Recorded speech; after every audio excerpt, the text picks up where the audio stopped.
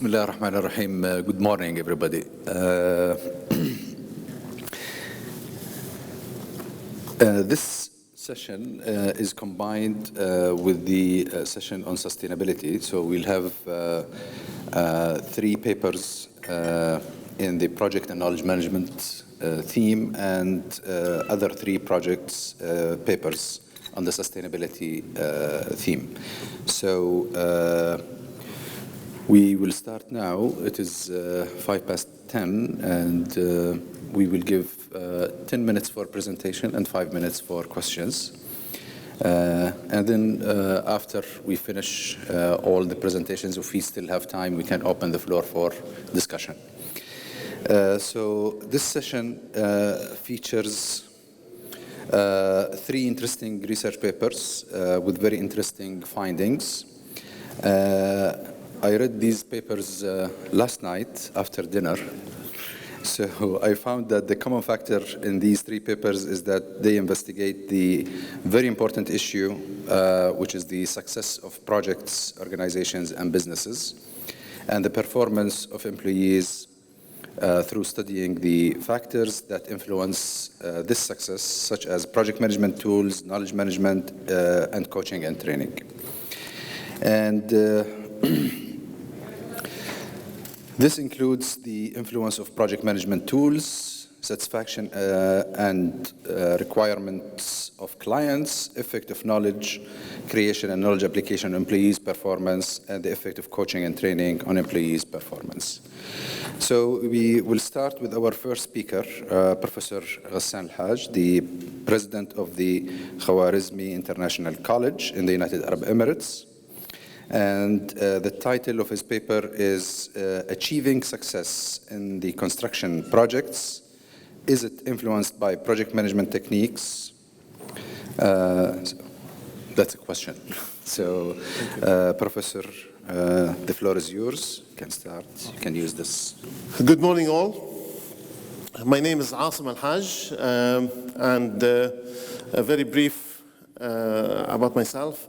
I started my career graduating from Beirut Arab University, traveled to the UK in civil engineering, traveled to the UK in 1985, did my master's at Heriot-Watt University, finished my PhD at Dundee University, worked at the Robert Gordon University for about 8 years in Aberdeen, and then traveled to Nigeria, worked there for 6 years on a project with Shell, and another project with the Petroleum Training Institute, which is a governmental entity.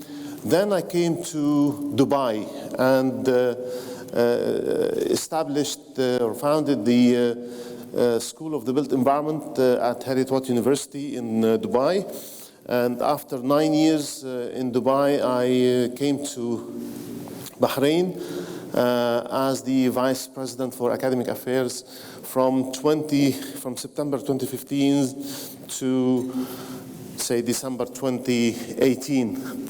I'm now in Abu Dhabi, the CEO and President of Al-Khwarizmi International College and Al-Khwarizmi Holding.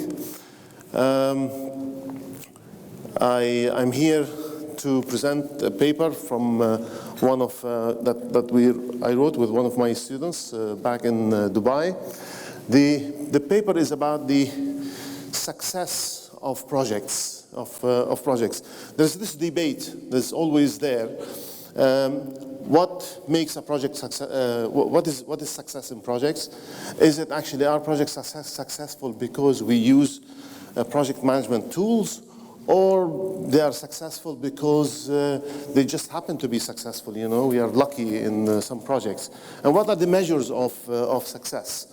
We all know that projects are temporary. They are temporary. Projects are a temporary endeavor. You know, they have a start and finish, and they require specific teams. They are very challenging projects because teams change from one project to another. You'll never find a project that is similar. They are not repeated at all. And this element, in fact, the element of looking at success in projects has been forgotten for some time. People didn't want to go and research in that aspect. A lot of researchers, when they go into the literature, you go into the literature and you swim in a sea of criteria. While it's success in projects, we have the traditional success criteria, which is projects are successful if they are achieved within time, within budget, and to the specification, within the quality that we specified for these projects. Over years, people added, more specific issues or factors to this set of criteria. But then they always go back, and even before coming here, I met with one of the project directors. Actually, he's now a general manager of a new project management company, and I asked him the question. I said, tell me, what are the success factors in projects? And then he started talking to me about, now we don't actually go very much into measuring productivity. It was a long story. I said, no, tell me the specifically what are the factors. And then he said, well, the factors, time, quality, and money. And so it's been like this for a very long time. Now the other thing that we try to answer in the research is that projects. What is a successful project? Is a successful project when you just follow the rules, achieve time and achieve budget and achieve quality. But what if the project is a failure afterwards? What happened? Is that a successful project? And I tell you, in Dubai, there are several projects that are very successful projects in terms of getting them into being. They are projects, they are there, fantastic buildings, fantastic ideas, right? But believe it or not, the projects did not make a good start, and they are lying idle now. They've been a huge failure as projects because the feasibility was not done in a proper way. But maybe my assumption is that maybe they have actually finished them in, as I said, good time, within the money, and so on. But the projects have been abandoned. They are a loss, and one of them cost 300 million dirham. So is success only the success of getting the project in place, or success also if the product itself is successful? So we looked into these. Now, the way it was approached, we sent. It was a survey. It was a quantitative approach. We sent a questionnaire to 142 practitioners in the construction industry. Now, these practitioners, 75% of them are in the managerial level. And they were selected people. 142 selected from the construction industry across 10 countries. So it wasn't in one place. Bahrain, I don't remember the 10 countries, but certainly Singapore, one of them, Germany, UK, and of course Qatar, UAE, Bahrain, the region, Saudi Arabia. So from 10 countries, communicated with these managerial or people who have practitioners with managerial experience, and asked them 20 questions. The questions were about measuring success in projects. How do you measure it? What do you think the elements of success? And so on and so forth. Now, this is the difficult part because all the graphs and the are not here, but the highlight of this was that, for instance, one of the important things, we asked about the project manager's competence, and the competence of project manager featured at the high as one of the important things. For instance, the people who, for instance, one of the issues that became very obvious in this, and an interesting one, despite the fact we are talking about 10 different nations, there are a lot of similarities in projects and the criteria used in projects, which means that it's the same thing is happening all over the place. Another interesting one is that people did not, participants were not affiliated, a lot of them were not affiliated to the project management institutes. You know, the Project Management Institute of the Project Management Institute, the PMI, the Associate, the International Management of the International Association of Project Managers, and so on and so forth. Which means that to be successful or to have successful project is not directly linked to be part of a professional association. We had a long list of project management tools, and we linked the use of these tools with the success of projects. And really, there was a relationship between them. Using the tools was helpful in achieving success in projects. What else? I'm trying to remember now. You have one I wish I knew. I would have brought my computer with me.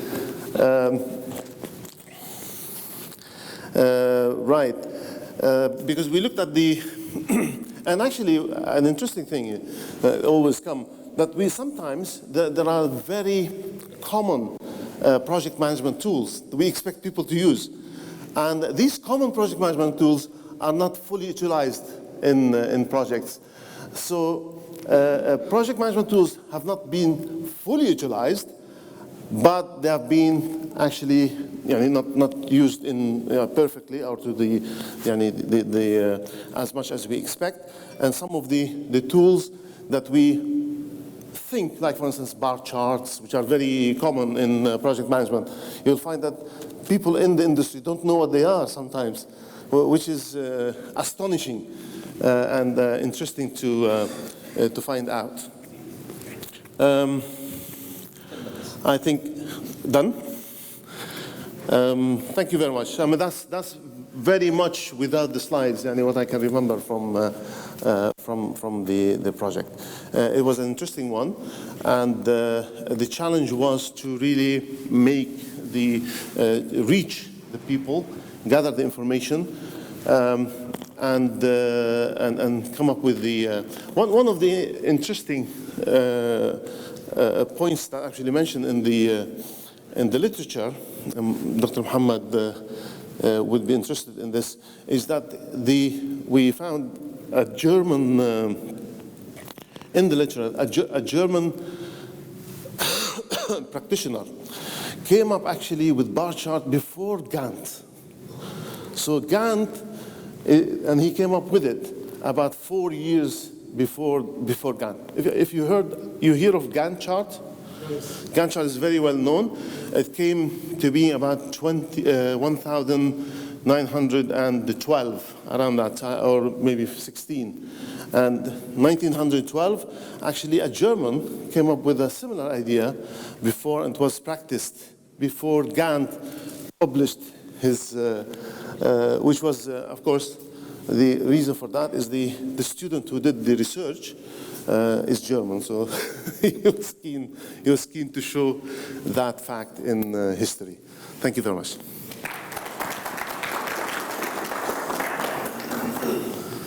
Thanks. Thank you, Professor. You managed well without the presentation. We'll open the floor for questions for only 5 minutes. We'll start from Dr. Shatat. Yes, Doctor. In IS project management, information system project management, we look at the 3 key parameters: time, cost, and functionality. And also we measure the success of the project based on these 3 parameters. So I'm not sure whether, is it applicable in all projects or only in the Yeah, I mean, I mentioned the 3: time, cost, and specifications, which is actually functionality. It's the same. And do you trade off some time between them to balance? Of course, yeah. Well, this is part of the game. Part of the implementation is the trade-off. Okay. In fact, project managers are also called the trade-off managers. Because if you have an issue with cost, you have to see. And this is one of the things we teach on a regular basis: the cost optimization and time optimization in projects. Because of that trade-off, it's very important. As a manager in an IS project, if we trade off, we might sacrifice, maybe the cost or maybe the time, but we don't, touch the functionalities. Yeah. Yeah, I mean, it happens in all projects. Of course, the reason we talk about success in projects, because majority of projects are not successful. In the construction industry, and I'm sure the Professor Charles can confirm that, in the construction industry, more than 60%, maybe 70% of projects do not achieve the criteria. They are not finished within time to specification and within the cost, which is a huge issue in the construction industry. Hence, there are. Fadal, please. You want to ask? When you finish answering. Yeah, sure. It's a huge issue in the industry, and hence there are lots of people think about innovation in terms of how to get things. How you have a better view of what is happening, what are the issues, the problems, and discussing more and more of the factors. Is it the people? You see, one of the things here we were trying to identify, is it the process? Is it the people? Is it by giving people the training they need, they will be better? Do you need? Do you have to have a qualification in project management? Things like this. I mean, I met one person once. He was the general manager of a huge. I'm telling you, the project was half a billion, 500 million dirhams, right, in Dubai. He has no clue about the cost control. General manager. Thank you. Could I ask you to make your answers a little bit short, because we only have 5 minutes? I am a lecturer. Sorry. Okay. Can I say a very good presentation? Thank you. And can I say I have observations and not questions. I think what the presentation brings, it's the real issue of how do you measure success of a project. Traditionally, we've used the triangulation of cost, time, and quality.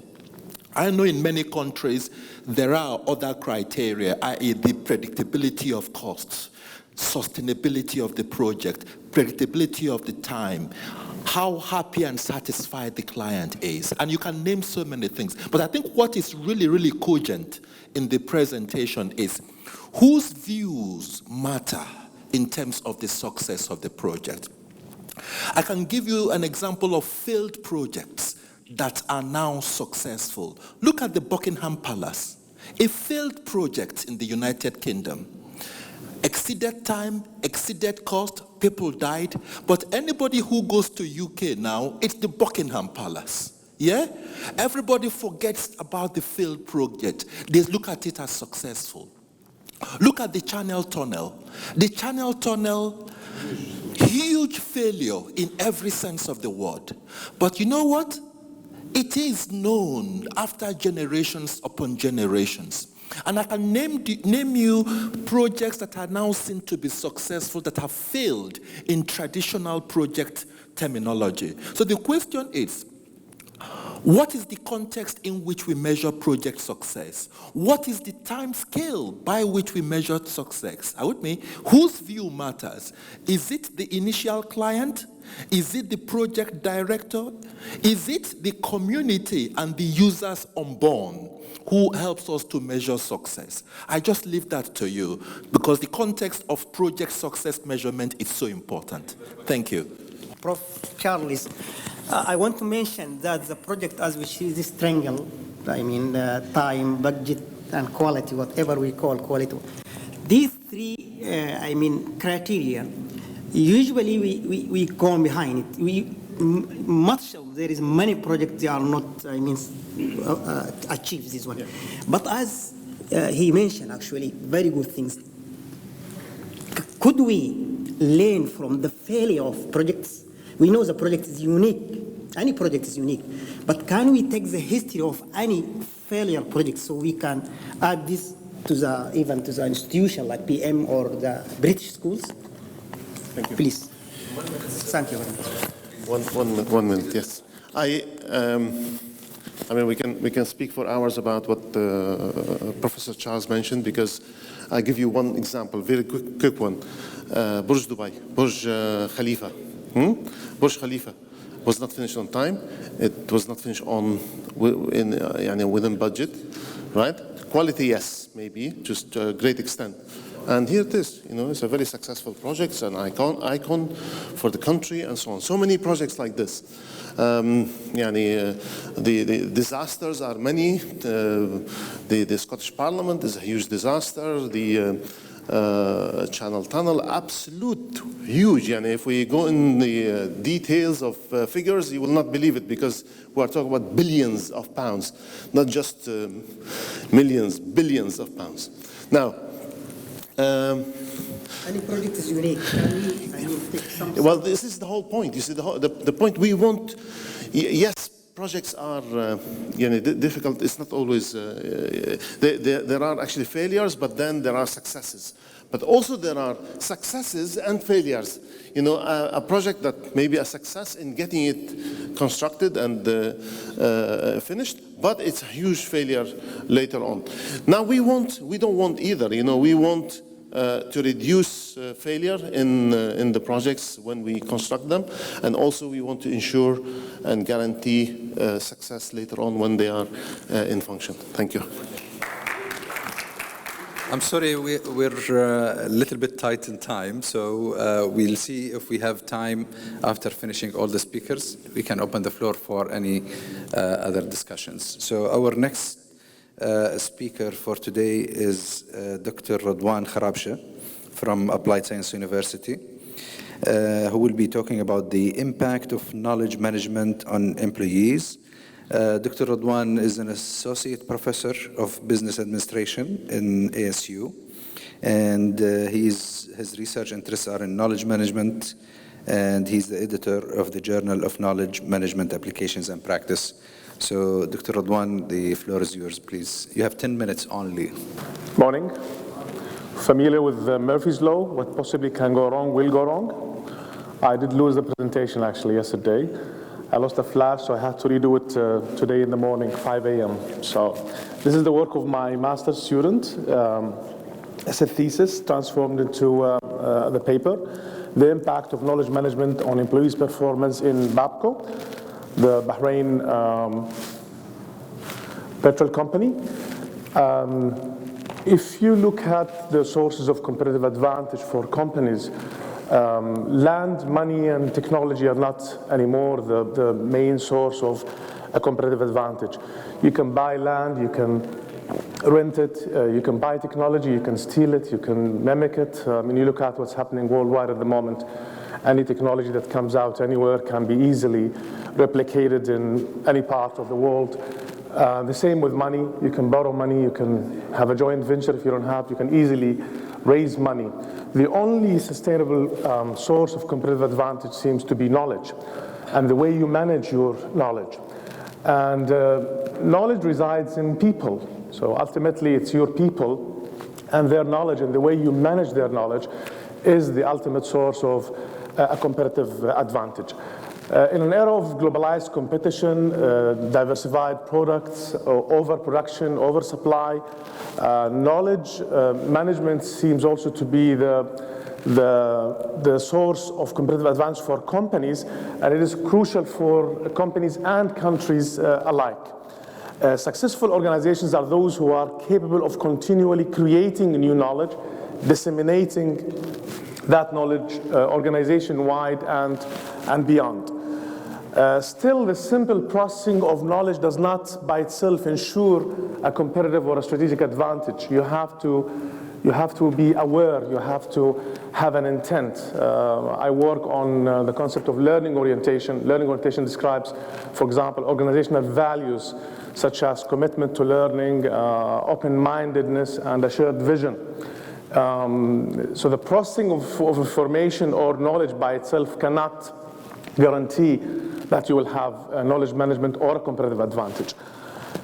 The research problem, there is an abundance of literature on the positive relationship between knowledge management and organizational performance and employee performance also.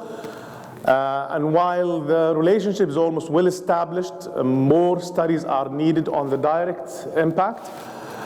This is also more important in developing countries because of the low spending on knowledge management and knowledge management initiatives, because you have to make a case for companies to convince them to spend or invest in knowledge management.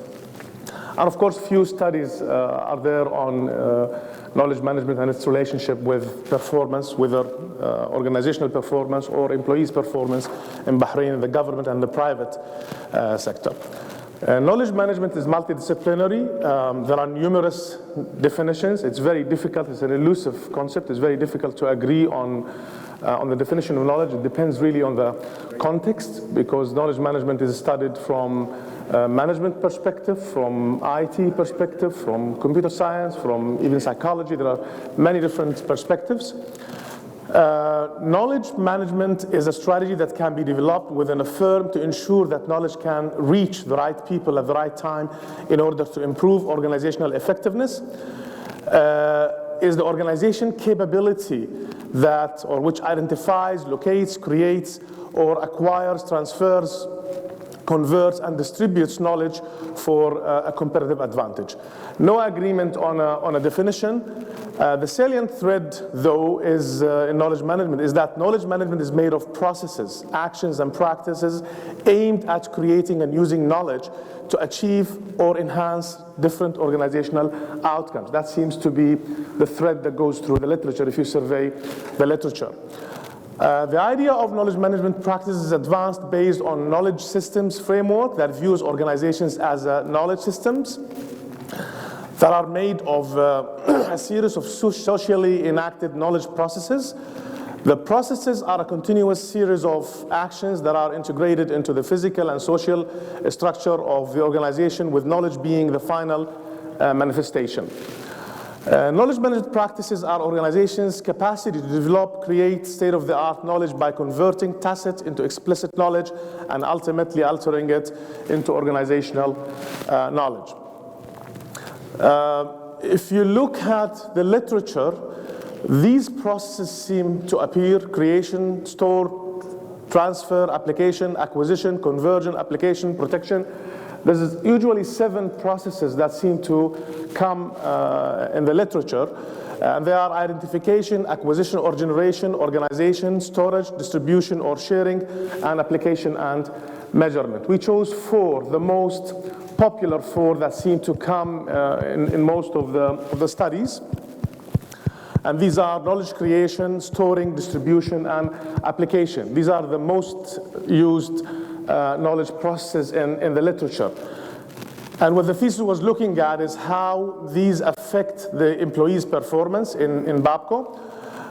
These are the study hypotheses. Knowledge management has a positive effect on employees' performance. And then the different processes, which is knowledge creation. Knowledge creation has a positive effect on employees' performance, knowledge storage, distribution, and the application. Methodology of the study. We used a quantitative approach, self-administered questionnaire survey. We had first to seek BAPCO's approval. We had 45 managers, 92 heads of departments and sections in BAPCO, all-inclusive sample, which means we targeted everybody, and we retrieved all of the questionnaires, which is impressive, of course. BAPCO places a great emphasis on knowledge management, and they have dedicated people who take care of their knowledge strategy. We did the analysis of variance first. There was no significant differences in participants' responses according to their educational level and job title. However, there was differences or positive effect for age and experience, which is expected somehow. It seems when people grow older, they seem to be more willing to share their knowledge. I mean, and that has to do with the needs, the dominant needs of people. When you are very young, you're competing with others. The tendency would be hoarding knowledge or hiding your knowledge, unless there's a very effective system that would bring that knowledge out. So the finding was the older the people were, the more willing they are to give knowledge, and the same with experience, which of course has different levels, because the more experience you have, the more knowledge you have to share, and at the same time, I think probably you would feel less threatened by others with more experience. These are the hypotheses, or the hypothesis testing. What we found basically is that knowledge management has a positive effect on employees' performance. Specifically, both knowledge creation and knowledge application have a positive and significant effect on employees' performance. No effect of both knowledge storing and knowledge distribution on employees' performance. The findings are interesting because if you look at what BAPCO does, they have a lot of emphasis on training their employees, treating them as very important assets. They invest in them, they invest in their training, they emphasize the sharing of knowledge within. And that's why it's very difficult to find somebody who resigns, for example, from BAPCO. It's usually even a joke that nobody resigns from BAPCO. You usually retire and go home. Knowledge creation and application, both are very important for people's work, and they were both found to be affecting employees' performance. And that's it. Thank you. Thank you, Dr. Radwan. We'll open the floor for questions, if there are any. Questions? Professor, please. Can I just say that's an interesting paper? I once had a PhD student who looked at the role of human resources in improving knowledge management performance. I just wanted to ask you how your MSc students dealt with performance. What is performance? Is it effectiveness improvement? Is it efficiency? Is it profit maximization? It would be good to know that. That was a challenge. Go on, sorry. Okay, and the other question is, when you talk about knowledge creation, I was just talking about, are you talking about new knowledge or existing knowledge, or both of them? Because you could come out with new knowledge, and for example, the works of a classical book in 1994 talks about new knowledge is created in 3 ways: whether you are innovating, you are managing change, or you are problem solving. So you could create new knowledge, or you could use existing knowledge that exists. So which of those knowledge assets improve performance? Is it both of them? Is it individual? And to what extent do they improve what you call performance? Big questions. Attempt it the best you can. Thank you. I think with performance it was challenging because you would want to check an employee supervisor for his performance. And that is difficult to operationalize that in research. It's a master's degree, so the student is not very well experienced. And I had to give him his chance in doing his master's, not me doing it for him. So we relied on employees' perception of their performance, which is acceptable because there is evidence in the literature that people's subjective evaluation is positively related to the objective evaluation of performance. So that is both an advantage and disadvantage. It's an advantage because then you don't have to go to the supervisor of every employee and check the evaluation of performance. But at the same time, it can be a limitation. But it is a challenging issue, how to measure performance in one questionnaire, unless you want to do 2 questionnaires, which then also becomes more difficult. With the second question, I think both new knowledge and existing knowledge, because Babco does produce new knowledge. It is a leading company, and they have a lot of investment. They actually started their own academy at the moment, and they have knowledge strategy, and it is implemented within the company. Sorry, why I asked that question is one of the results you presented was that older people are more willing to share knowledge than younger people. And what I thought was coming out from that result is that the older people have what is called mode 2 knowledge, which is the knowledge they've acquired through experience, longevity, and having their fingers burnt. Whereas the younger people are less knowledgeable because they haven't got more experience. So they have knowledge which is called mode 1 knowledge, which is knowledge they just acquire.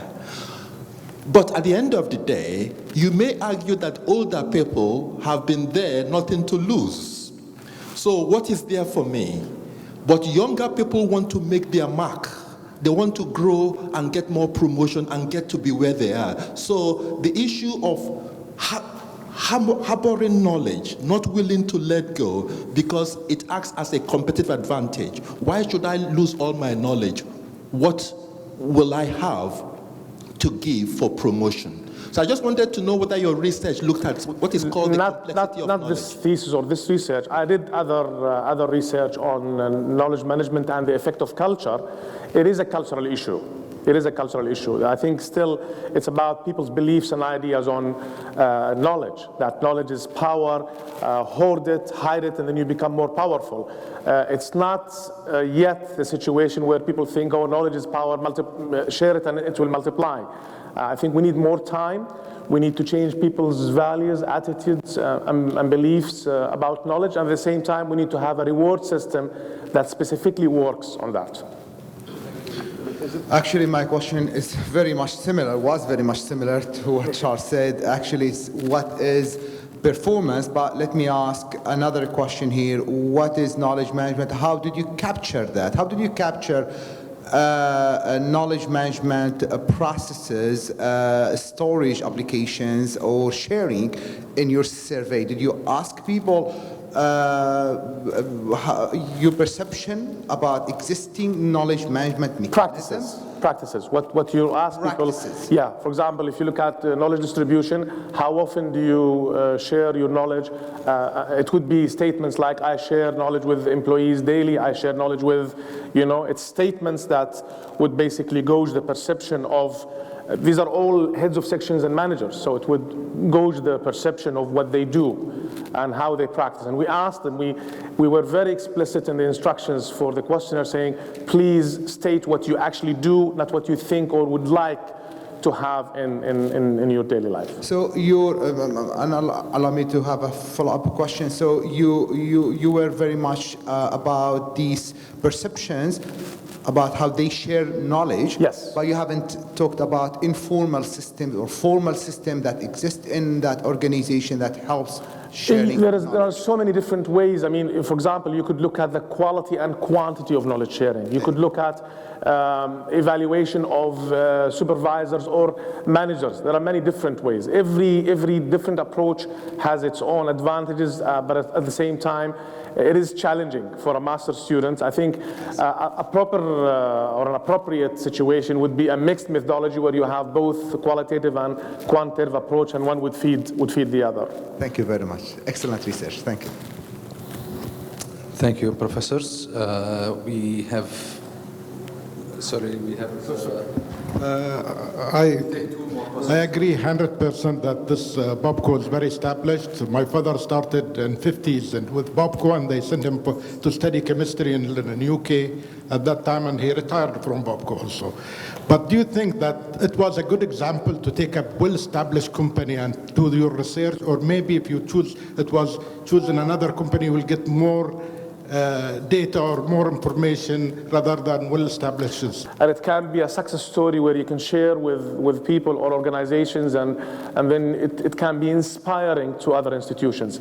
Because even if you have the money, you need the will and you need the culture to be able to succeed. And Babco is doing that. There is a strong culture towards knowledge management. It's not 100%, but they're doing their best to do it. So we're celebrating a success story. That's the whole idea of a case study. But if you want to go, you cannot go to places where knowledge management is not practiced and people are not aware of it, and then make questionnaire and make research. You need to know that people are aware of it, there is a strategy, and then it becomes, again, you have a master student who's doing the research, so it's interesting to... Thank you, Doctor. We'll take one last question. Thank you. On your comment that knowledge is power, do people look at keeping knowledge? Is it for job security? Do you think that is... is it of help to people to keep knowledge to secure a job nowadays? The other point is about tacit knowledge. How tacit knowledge is captured and used. Well, of course, there is a cultural belief that knowledge is power, and you don't want to share it with people, so you remain needed. And you remain unique, and you remain of the essence in the organization. So that is there for sure. But that's from a qualitative study that we did in a different occasion. And the second thing, tacit knowledge, the externalization of tacit knowledge is very well looked at in the literature. And I'll give you a very simple example where organizations, for example, they send you for a training course, and the assumption that when you come back, you train 10 people. Simple as that. So the training and the mentorship, for example, that takes place within the company is part of that externalization of knowledge. The most important thing is that they're aware of it. They know what they're doing, because we do knowledge sharing every day. I mean, having just a department meeting is knowledge sharing. But the effectiveness of it is when you're aware and there is a strategy to implement. Thank you, Dr. Radwan, for a very interesting subject. And I think it's, like he said, it's a cultural issue. I remember there was a technician in the municipality of Irbid back in Jordan, and he used to know all the information about the water network in the city. And like Radwan said, he wanted to own the information so that nobody would replace him. But once the as-built drawings became computerized, they fired him, and it was easy that he get fired. So I think automation and knowledge management will change the culture of people. They will reach a point where they will understand that the information by itself, holding the information, is not useful anymore with the complex systems that we are using for automation of information. Thank you very much. Our next speaker is Ms. Fatima Ismail. She is a master's student in business administration, I believe, or in business administration, right? Yeah. And her supervisor is Dr. Adil Samman from Applied Science University, and she will be talking about the power of coaching, impact of coaching programs on employee performance in Bahraini companies, which is related to the topic of the session. Ms. Fatima, the floor is yours. You have 10 minutes, so please stick with the time. Yeah. Okay. Okay, my title is on back of coaching programs on employee performance in Bahraini companies.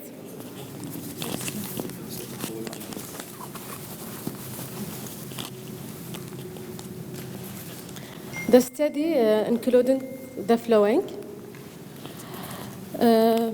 As what we know, human resources are the cornerstone of business success.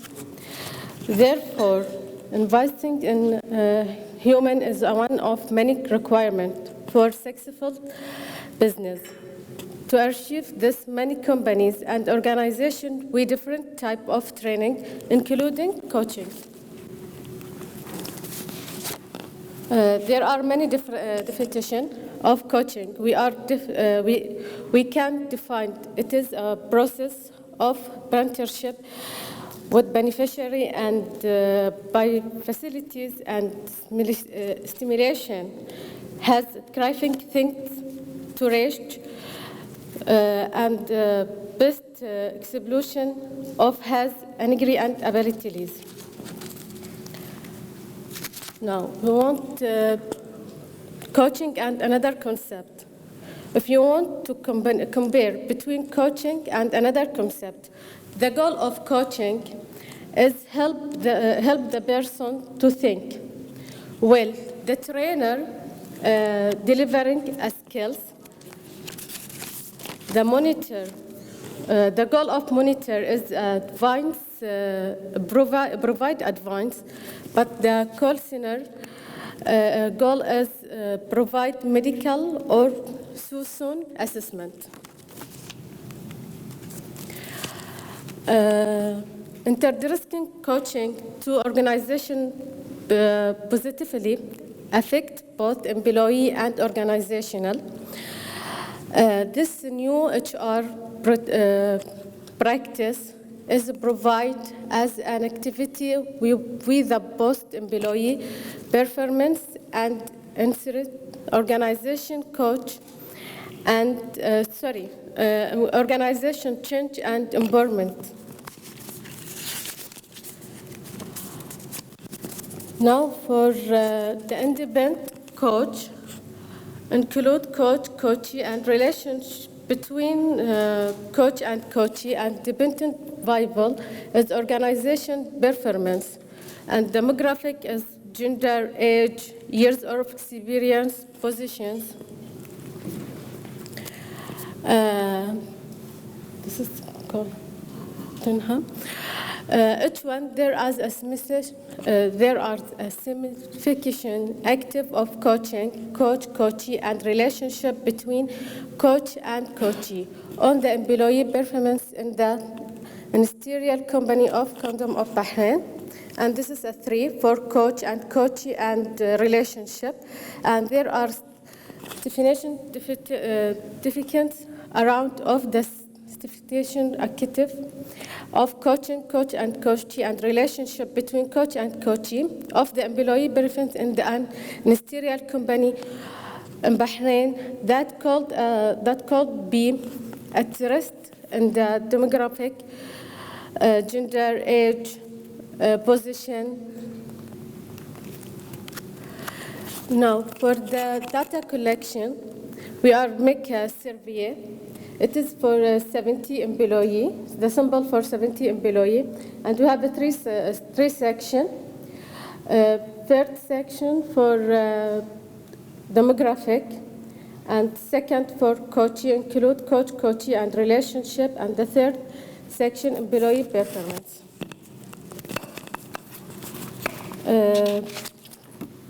Here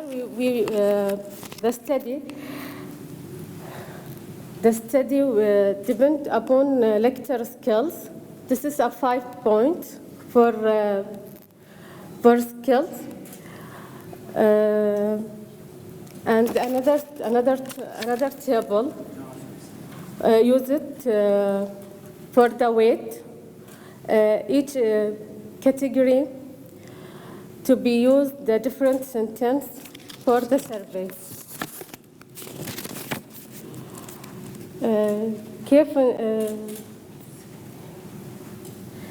The study show how important the coaching process of the both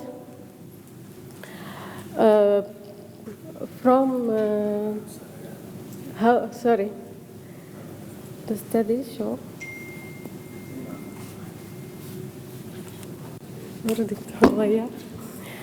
the study show how important the coach process of the employee and organization. Second point, invalid coaching may deliver positive outcome with the steady rate, and we believe that enhancing the awareness of the benefits of the coaching process called answer other organization in Bahraini market to depth the process as a way knowledge transfer with them. For the future research, this is a same area. Can any researcher study it, social effect, age, material state, or anything this for coaching? And thank you. Would you like to take questions? So, supervisor will be helping the student, but let's take some questions. Dr. Akbar, yes? Yeah, please. okay. At the beginning, I want to say thank you, Fatma, because you are brave enough to stand here for the presentation. I understand the program is in Arabic. Even my both students, master student, they refuse to attend and to present their research in this conference because they are afraid of presenting in English. By the way, the title of the research is amazing, actually. It is a small questions. Just we want to know to what. Dr. Akbar, can we give her a special applaud? Because she's presenting.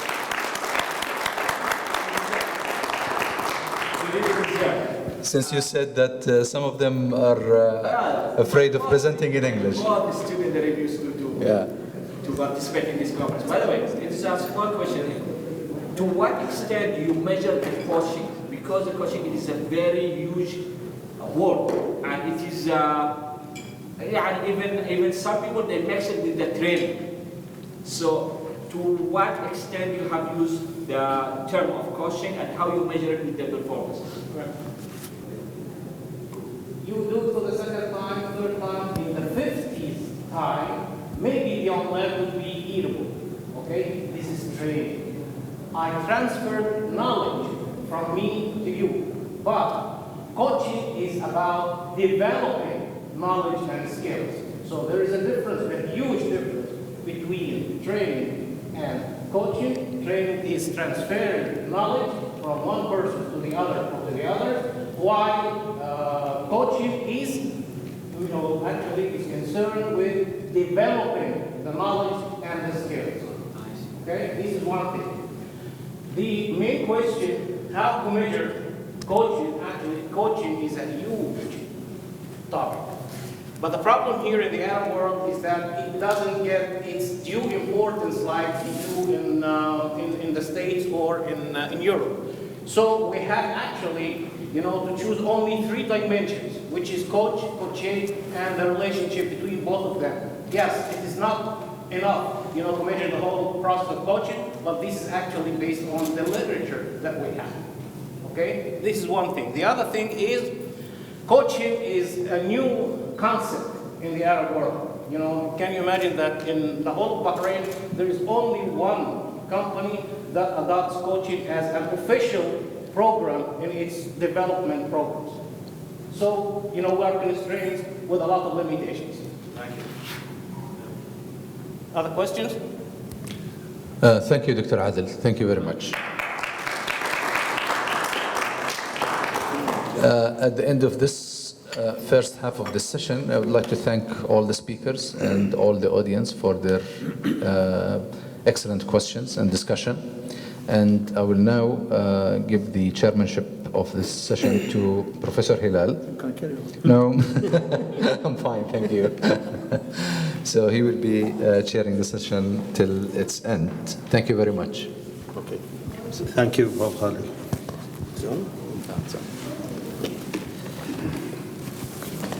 My name is Hilal Bayati. I am chair of the second part of this session. Now we move from the knowledge management and to the sustainability. Okay, we have 3 papers. In fact, the first paper is titled "A Review of Documents, Energy Behavior Data Collection Method and Techniques," presented by Rima. Rima is a researcher in Salford University. Huddersfield University, sorry. Okay. Well, in my case, and in all companies' cases, there are plenty of incentives, legislation, and targets about energy performance. And here comes my research. As we know now, there's a failure in reaching the next state. Energy performance is relatively high. As you can see from this document, we have the difference between APC and AEC, which is the energy performance certificate during the prediction phase and the displayed energy certificate during the actual operation of the building. There's a huge gap between them, and on average, buildings are currently consuming more than 160% of the predicted energy. Now, the reason behind that is down you can see the predictions, and these are the actual goals energy use, which also includes unregulated use, extra occupancy, inefficiency, and special function. Which brings us to the main cause. Our main cause is challenging the climate change mitigation, in which 40% of the total energy consumption comes from the building sector alone. And we have a huge discrepancy and a gap between the actual energy performance and the predicted energy performance. Why are we targeting occupant behavior? I'm going to walk you through that. First thing you have to know that occupant behavior isn't just about occupancy in a building. It also includes the use and interaction between occupants and the building itself, whether it's systems or the physical envelope of the building. It includes the use of HVAC, shades, roof lines, windows, openings, atriums use, and lighting and light. So it's active and passive occupant energy behavior. Now, talking about occupants' behavior, it's one of the key factors that must be included in the optimization and energy diagnosis and simulation in building. However, there are plenty of limitations that takes place when we want to input occupants' behavior in buildings and in simulation programs. First of all, we have static schedules in the simulation program. We also have homogeneous profiles, and they use schedules and comfort requirements, which are all standards. And these are very hard to customize in the app and the software itself. And there is no standardization, and models often need plenty more data that cannot be reused. So, when you see such a huge building like this, we say, what would an occupant actually impact on? Well, it might be negligible, but I'm going to show you now through stats the impact of occupant behavior. A huge part of my research is analyzing occupants and their behavior in buildings, what influences them, and what are the affected parameters by them. I've analyzed separate case studies taking into consideration similar buildings, or let's say, or compounds, and these buildings having different occupants have different impact on the energy performance and a huge variations in energy performance. I'm going to show you this table in another way. So, firstly, we have 26 excellent housing units in England, and you can see the difference in consumption reaches 51%. Another project, the difference in energy consumption reaches 56%, only based on occupants. Gas, 71%. Electricity, 17%. 12% based on 7,000 household units. Another 10%, reaching 600% of difference in 9 identical low energy social housing units. As you can see, 600% difference is really huge. And we should all agree that something needs to be done about it. That's why the interest in occupant behavior research has started to trend and started to get more attention in the research community. So you can see plenty more work has been invested in terms of occupant behavior and building energy performance. And now, the core of my research is basically, in order to reduce this energy performance gap, we need to include more scalable prediction approaches to model and predict the occupant behavior in building. And we should include this in the simulation stage in order to provide more accuracy in these predictions. So, what are the current trends that are used to predict occupants' behavior? As we know, machine learning, which is a huge buzzword, is being mainly used to predict plenty of things, not only in energy and building performance. It's used for traffic, it's used for accidents, and so much more. But in terms of building energy performance, we have machine learning itself, we have co-simulation approach where we use energy simulation software along with occupants' energy prediction developed by machine learning approach. We have agent-based modeling and so on. But the question here, or the challenge here, is all of these requires plenty of data, because machine learning is actually a computational learning approach where we learn from data in order to provide insights and predictions. So we mainly have historical data. We have built a model which is basically a black box, and whenever we give it new data, it provides us with new insights and prediction. So this data is cleaned to create information, knowledge, insights, wisdom, in order to finally reach the impact and to quantify this impact.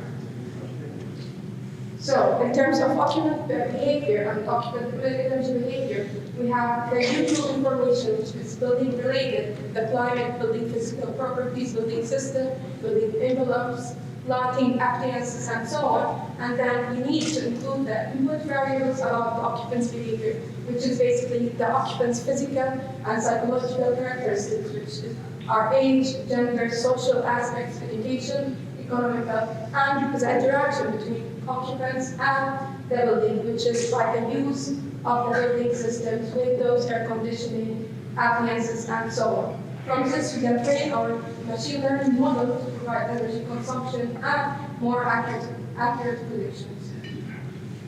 So from my review, I reviewed all the existing occupants' behavior data collection methods that allow us to get this huge and large data sets. This might be either about the passive occupant behavior, which is listed as occupancy, or the active occupant's behavior, which is windows opening and closing, shades and blind, equipment, thermostat adjustment, and finally plug loads. These range from qualitative and quantitative approaches and can be objective and subjective. The most mainly used ones are sensors, whether they are electromechanical sensors, smart plugs, which are a recent innovative energy-related metering, smart metering, and so on. But when talking about occupants' behavior, data collection, we have to realize the challenges that comes with it. Firstly, there are ethical and privacy challenge in terms of collecting the data from occupants themselves.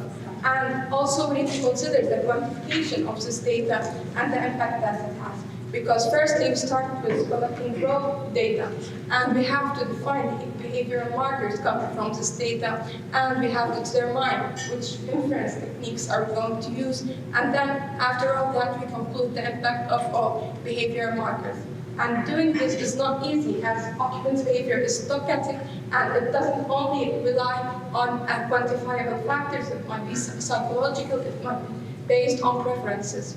And the current state of art reveals that occupants' behavior data collected is project-based. So we have different kind of projects, and when the aim of the project is to reduce energy performance, only then occupants' behavior data collection is being made on similar projects in order to have insights from this data. And the higher number of studies is required to gain confidence in pattern detection, because as we said, we need huge database and large data sets in order to be able to predict patterns and provide insights. And most studies currently focus on office building and housing. There aren't plenty of studies about hospitals or educational buildings.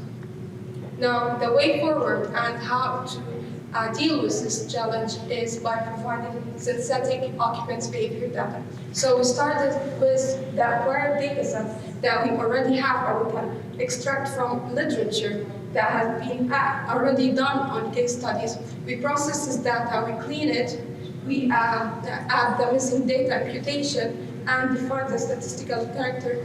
And then after that, we mimic this data in order to provide a larger synthetic data set in terms of occupant behavior related input. And then this can be used as to add it to the baseline model in order to create a cost simulation approach and provide better predictions and optimized energy solution. Another mean in order to visualize this is by creating immersive virtual environment. This is currently a project we're working on where this data and these values and document behavior is actually visualized in a virtual environment, immersive virtual environment, allowing the occupants themselves to interact with this system and to be more aware of their energy performance. And that's it. No question? Everybody satisfied. Thank you, Imam. As I said, a researcher at Huddersfield University. Okay, thank you very much. We have the second paper, which is titled "The Impact of Training and Staff Development on the Sustainability of SMEs and the New Business Venture." Review of the literature and research methods to explore the links. Good morning, everyone. Dr. Mohammed Yusuf, basically, he would like to apologize from attending the session. He's attending a meeting, so I'm presenting on his behalf. Can you hear me? Yes. I don't need a mic, I already have a loud voice. So basically, I'm representing on behalf of Dr. Mohammed Yusuf. And what you're going to see here is basically a brief summary of an ongoing research that I am assisting Dr. Mohammed Yusuf in conducting. The title of the research is "The Impact of Training and Staff Development on the Sustainability of SMEs." Before I go ahead, my name is Yasser, and I am the head of HR and training at Applied Science University. And I carry with me more than 15 years of experience in training and HR. And I have delivered many corporate trainings in my life for many companies. I've headed many training departments for large and small organizations in Bahrain, in Oman, and in Dubai as well. This is Dr. Mohammed Yusuf. He is currently the Vice President for Administrative, Financial Affairs, and Community Engagement and Applied Science University. This is me. There is a very famous quote by Jack Welch. Who doesn't know Jack Welch, or who knows him? Put your hands up. Do you know Jack Welch?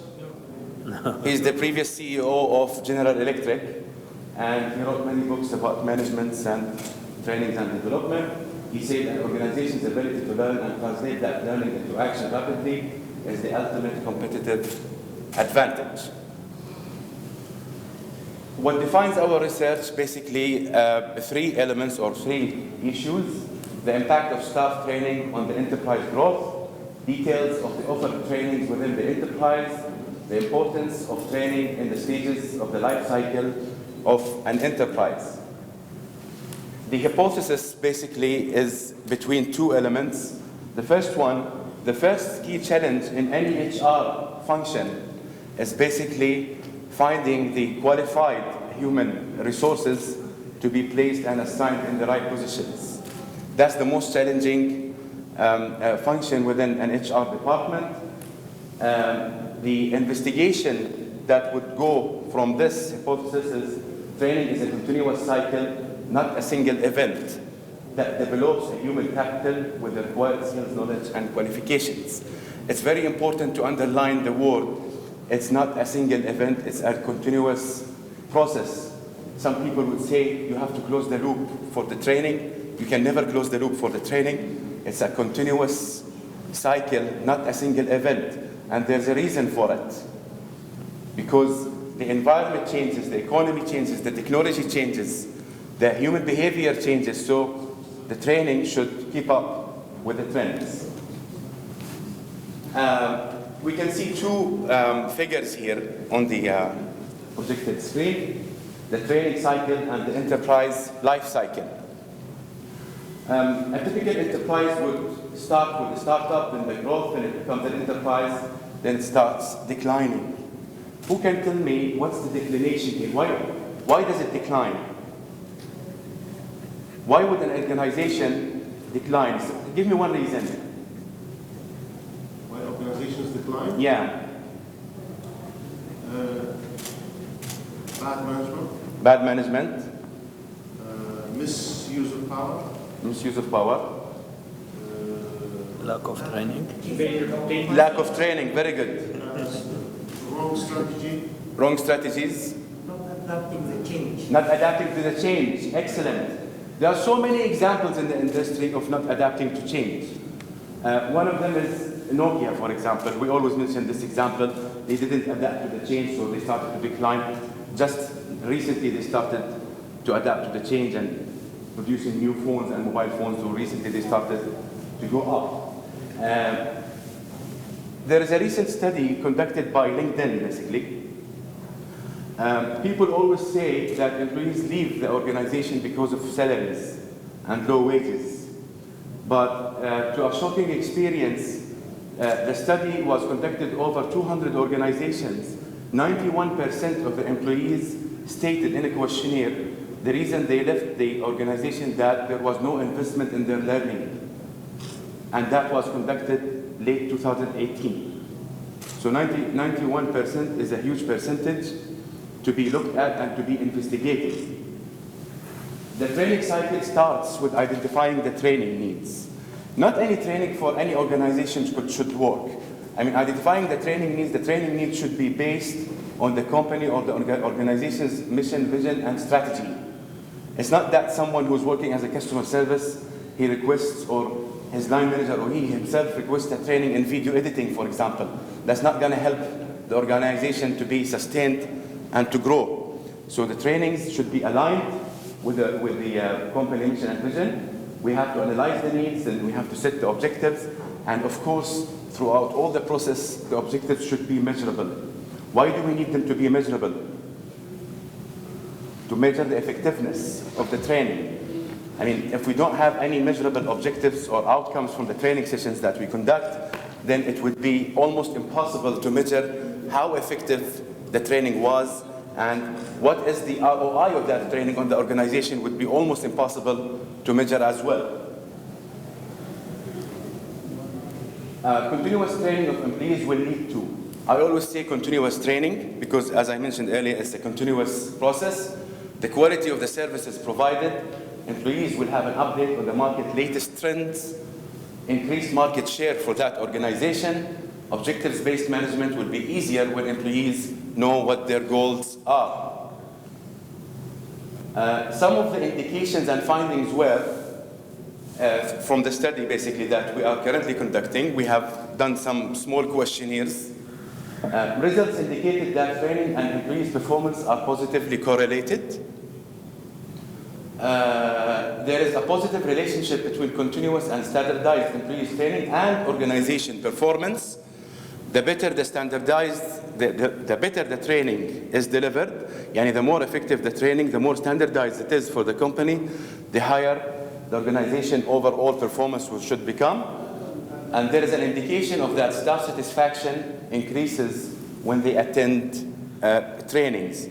Why do we consider staff satisfaction is important to the sustainability of an SME or an organization? Who can tell me why? Who runs the organization? It's a human capital. Any organization that relies on its human capital to go up with that organization. So basically, staff satisfaction is important. And these are some trends for the future corporate trainings taken from an MTD training group, leadership development company. Managers will coach employees using real-time situations and methods. These are the training trends for 2020.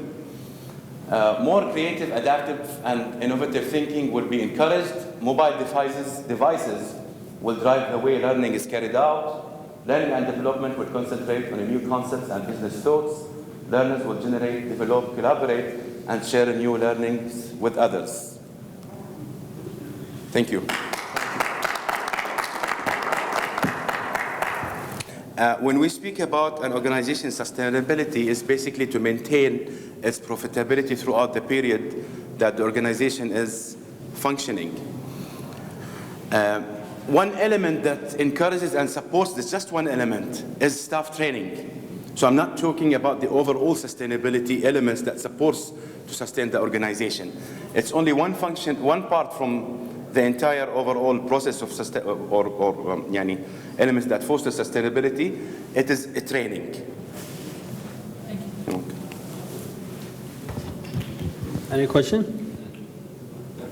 All right, thank you. Okay, thank you very much. Thank you. We have the last paper, which is titled Application of Construction Waste Minimization Approaches at the Design Stage, a Systematic Review, going to be presented by Mahmoud Al-Hawamdeh. He's a PhD researcher at Salford University, UK. Assalamu alaikum. I am Mahmoud Al-Hawamdeh from Salford University. Actually, my supervisor was a student at Professor Ghassan, so like I'm the third generation. I am approximately in the final year of the PhD. I'm studying construction and project management, and my today's topic is about application of construction waste minimization approaches at the design stage, a systematic review. A little background of my education. I finished civil engineering from the Hashemite University in Jordan, master's and current PhD from Salford University in construction and project management. Actually, waste management, innovational technologies toward construction sustainability, and the third one, construction materials, is the three interests of mine. And actually, I think there's a lot of good ideas in these three topics. But now I'm gonna just focus on this one, and hopefully after PhD, we'll try to make as much papers as we can. Now, waste is a very significant problem, and the amount of construction waste is enormous in the world. According to statistics, around 2.12 billion tons of waste is generated each year worldwide. And this figure is expected to raise by more than 3 times in 2050, which is around 3.4 billion tons a year. So we're talking yearly. Construction waste contributes to about 35% of that amount. So this makes the construction industry the least sustainable industry among all industries, since it contributes to this much and damages the environment. Construction waste, of course, this will result in very significant problems. First, diminished landfill spaces. Now, 40% of waste is being dumped in landfill spaces, and about 33% of waste is being illegally disposed in open dumping. And this figure actually can go up to 90% in some developing countries. Pollution and contamination. Construction waste causes pollution and contamination to soil, water, and air, resulting in damages, serious damages to the nature's flora and fauna. The high consumption level of material resources, about 50% of non-renewable resources is being consumed by the construction industry. And a major proportion of these resources ends up, of course, as waste. And finally, the financial losses. According to researchers, 9% of the purchased materials ends up as waste. And this causes cost overrun for construction projects. So we say financial losses for governments and the construction industry itself. Also, governments spent a large amount of money dealing with waste and its related problems. In 2010, $205 billion was spent by governments around the world to deal with construction waste, or dealing with construction waste. And this figure is expected to raise to $375 billion each year by 2025. Now, accordingly, there is an urgent need for construction waste minimization. Now, environmentalists around the world focused on this issue and actually called for an urgent need for construction to deal with the problem of waste in general. As such problem cannot be solved unless there's increased awareness from both societies and governments. In her book, The Story of Stuff, Annie Leonard said that there is no such thing as a way. When we throw something away, it must go somewhere. From economical perspective, economics actually focused also, like we always take the perception that economics that they focus on economy more than anything else. But actually, one of them said like we will reach a certain point that we will like definitely start focusing on environment more than economy, because without the environment, we will not have any economy. According to Robert Rubin, the former United States Secretary of Treasury, he said, we do not face a choice between protecting our environment or protecting our economy. We face a choice between protecting our economy by protecting our environment. Because if we don't have environment, we don't have anything. We don't have even living on that planet. Oops, I ended it, yeah.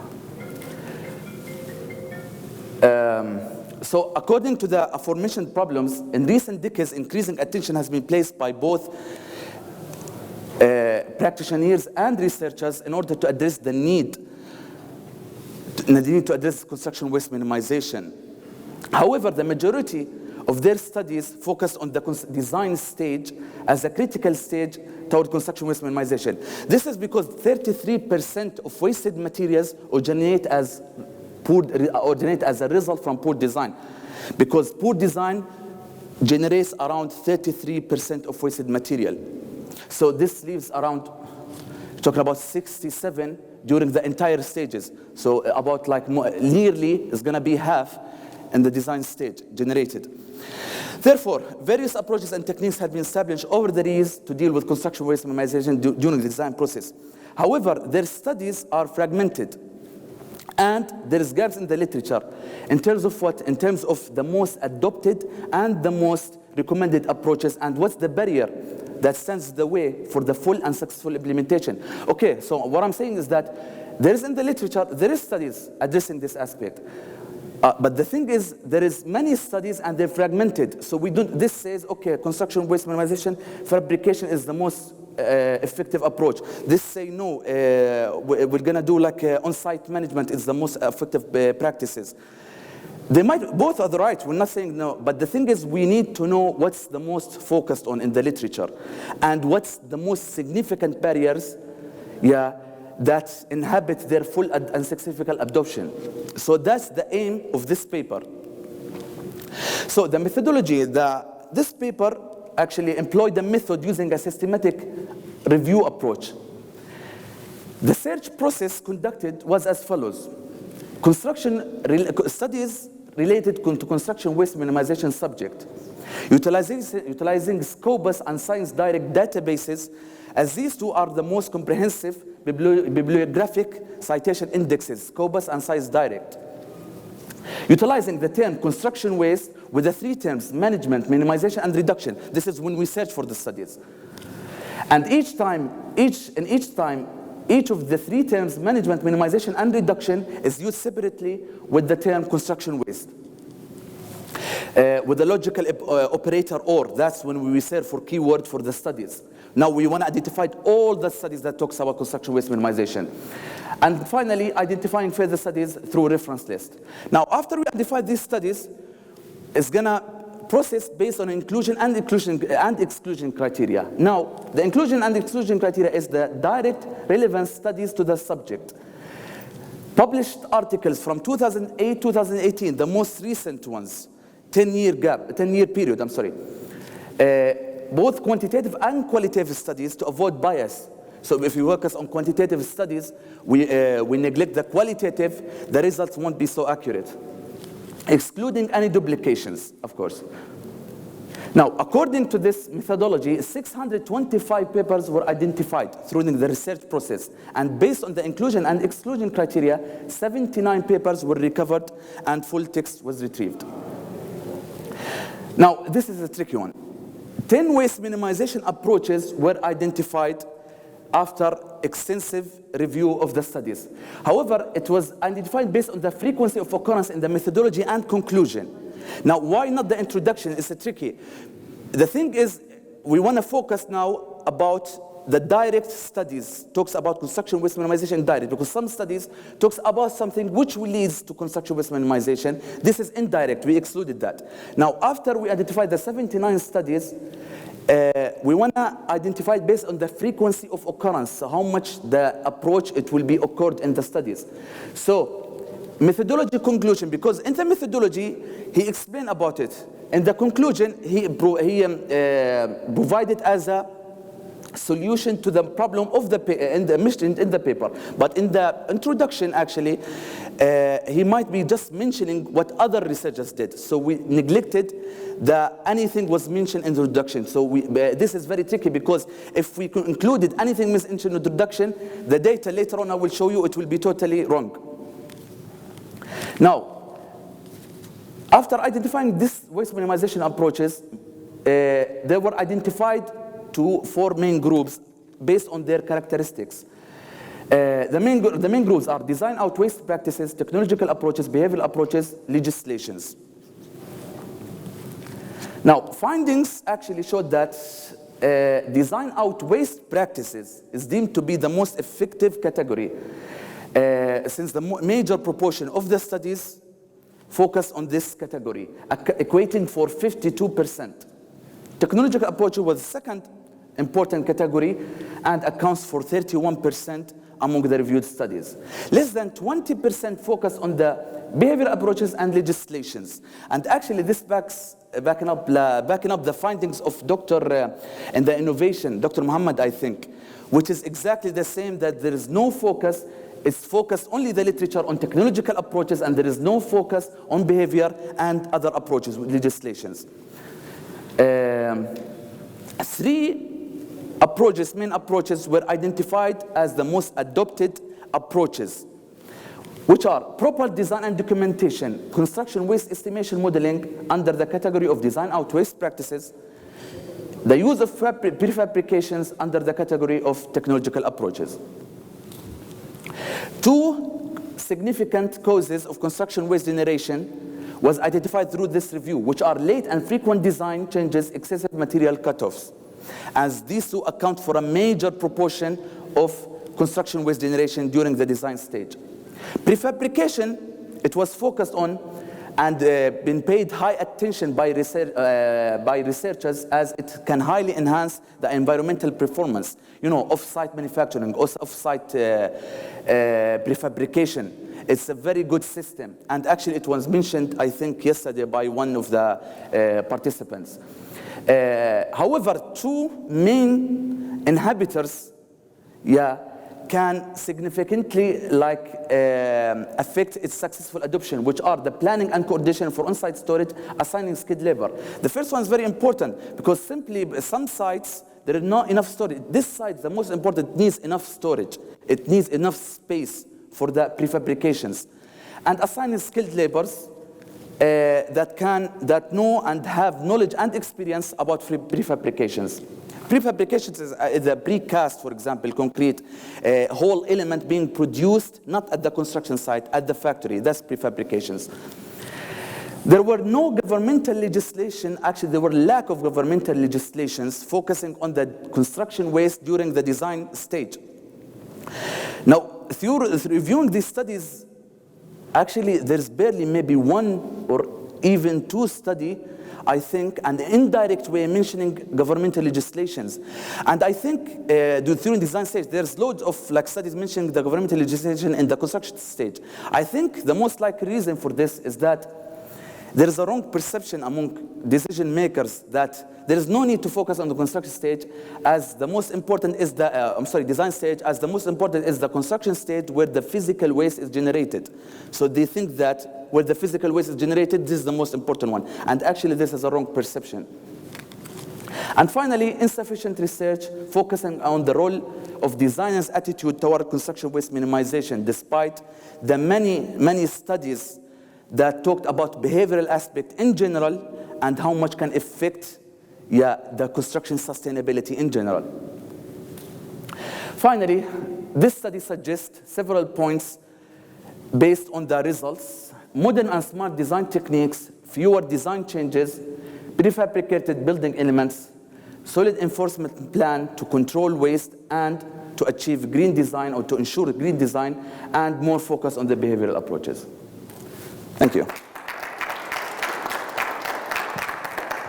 Thank you. Thank you. Any question? Any questions? Very interesting presentation. I would like to ask you, I mean, yeah, it's 40% this raw material or this waste material, put it in the land, that is a very huge coming to the, and so this problem, can we also use recycling material? There is, we can, I mean, overcome this problem by recycling material. This is one question. The other one, as you said, yes, the problem is, I mean, is focusing on the design stage. Could we also, I mean, do in the design stage value engineering so we can, I mean, get rid of some unnecessary, I mean, unnecessary or overload design, so we can also reduce the material on the other hand. Now, Thank you very much. Now recycling, yeah. Now, this is during the design stage, so it focuses on the practices during the design stage. Recycling is construction and afterwards, you see? That's why it was not mentioned in these studies which are focusing on the design stage. Yeah, so we're not suggesting, so when we suggested recommendation, only during the design. There's another paper also I finished, and it's about the exact same topic, but during the construction stage. Recycling is the first most adopted. You see here? Design, these three are the most adopted. Recycling is the most adopted during the design stage. Now, your second question, you're talking about like effective, yeah, which was the last one, modern smart design techniques. So basically, in my paper, in the table, the most adopted category is the design out waste practices. This includes what's in the article, includes smart design techniques. Now, what are smart design techniques? It depends on the designer himself. It's not about like a new software. No, this is technological approach. No, smart design techniques, if he can do proper design, because, okay, this design might be, okay, that's true. This design is right, and this design is right. But he may be using the maximum safeties, the maximum, like, the maximum, let's say, the maximum allowed by the code, the maximum allowed by the building code, and he might be used, in moderation. It might be used in moderation. The thing is, proper design, smart design, and there is also, let me remember, in the table, fewer design changes. Yeah, this is very significant, and actually is always related to the construction stakeholder, which is the client, because as we all know, I'm sure, like most of you, like have experience about the construction site. The designer, the client always interfere with the design, and unfortunately, most of his interfering is is what happens after the design is done, and this is late and frequent design changes, and believe me, this is a significant factor. Yeah, exactly. Yeah, proper design documentation. Now, documentation is different. The documentation is sometimes, and I worked in the construction industry in the site 5 years. Documentation is very important because actually there is, first of all, the shop drawings. Do you know the shop drawings? There's initial shop drawings, there's final shop drawings. The shop drawings, initial one, some subcontractor might be working on the initial shop drawings while their final shop drawings. Documentation is wrong because they were both provided by the designers different documents. Variation there. Variation, exactly. So this is the most significant one. So answering your question, what you said is included in the points under the design category. Don't you think that technology or future technologies will be a game changer in this process? Like now people are talking about these gigantic 3D printers who can build a house. 3D printer. This is in my second article. Yeah. With these technologies, there will be zero losses, zero waste. Yeah. Isn't this something that researchers are going to explore in the future? Yeah. The second article, United Construction, says another one. I wish I brought at least the figures. It's true, what you're saying is true. Now, what are the studies here from 2008, 2009? I did a moving average figure yearly, and actually, the technological approaches, the moving average was like this, and all of them like little bit for up, and the technology itself, the last 5 years from 2013 to 2018, yeah, it was like highly going up. So what we're talking about is true. It will reach a point, it will be way more actually. It will, so this orange one, I think in the next 10 years, maybe we'll take all the circle. It's just left with one. Okay. Yeah, any question? Thank you. Just have a last question. Yeah, okay. Your study or research, how we related to the green environment? How is there any? Green, of course, because this is all green. Yeah. Minimizing construction waste means better environmental performance. So, yeah, and green design, like a green building design, is not just environmental performance about the physical waste. No, green design, energy waste. You know, energy waste, which is the most important and most focused on now also. So this is all green. Yeah. Thank you. Thank you very much. And the speakers will address us on the factors that influence the success of projects and businesses, mainly in the construction area, including skill shortages, low wages, lack of discipline, off-site construction and optimal selection of off-site construction components, and R&D and innovation management practices. So our scheduled first speaker actually is not here, so we'll start with the second. And the second paper is on evaluation of equality and diversity issues within the UK civil engineering industry by Ms. Aisha Khan from Wolverhampton, United Kingdom. Wolverhampton University, right? Okay. So please, the floor is yours. You have 10 minutes. Hi. So my name's Aisha. I'm working as a civil engineer in London. I'm also progressing to do a PhD. Yeah, so I did my paper on the evaluation of inequality of equality and diversity issues within the UK civil engineering industry, mainly focusing on women and ethnic minority. Sorry.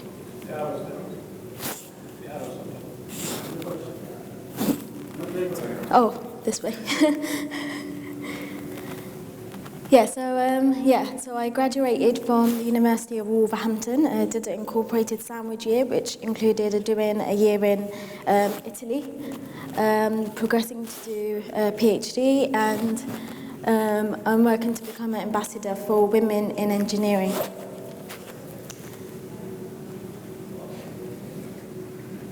Oh, sorry, I'm just terrible with this. Just want you to do a thing where it makes you just think a bit. I want everyone to close their eyes.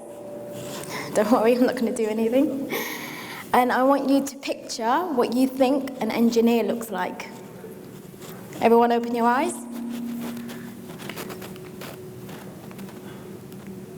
Show of hands if you thought it was a train instructor.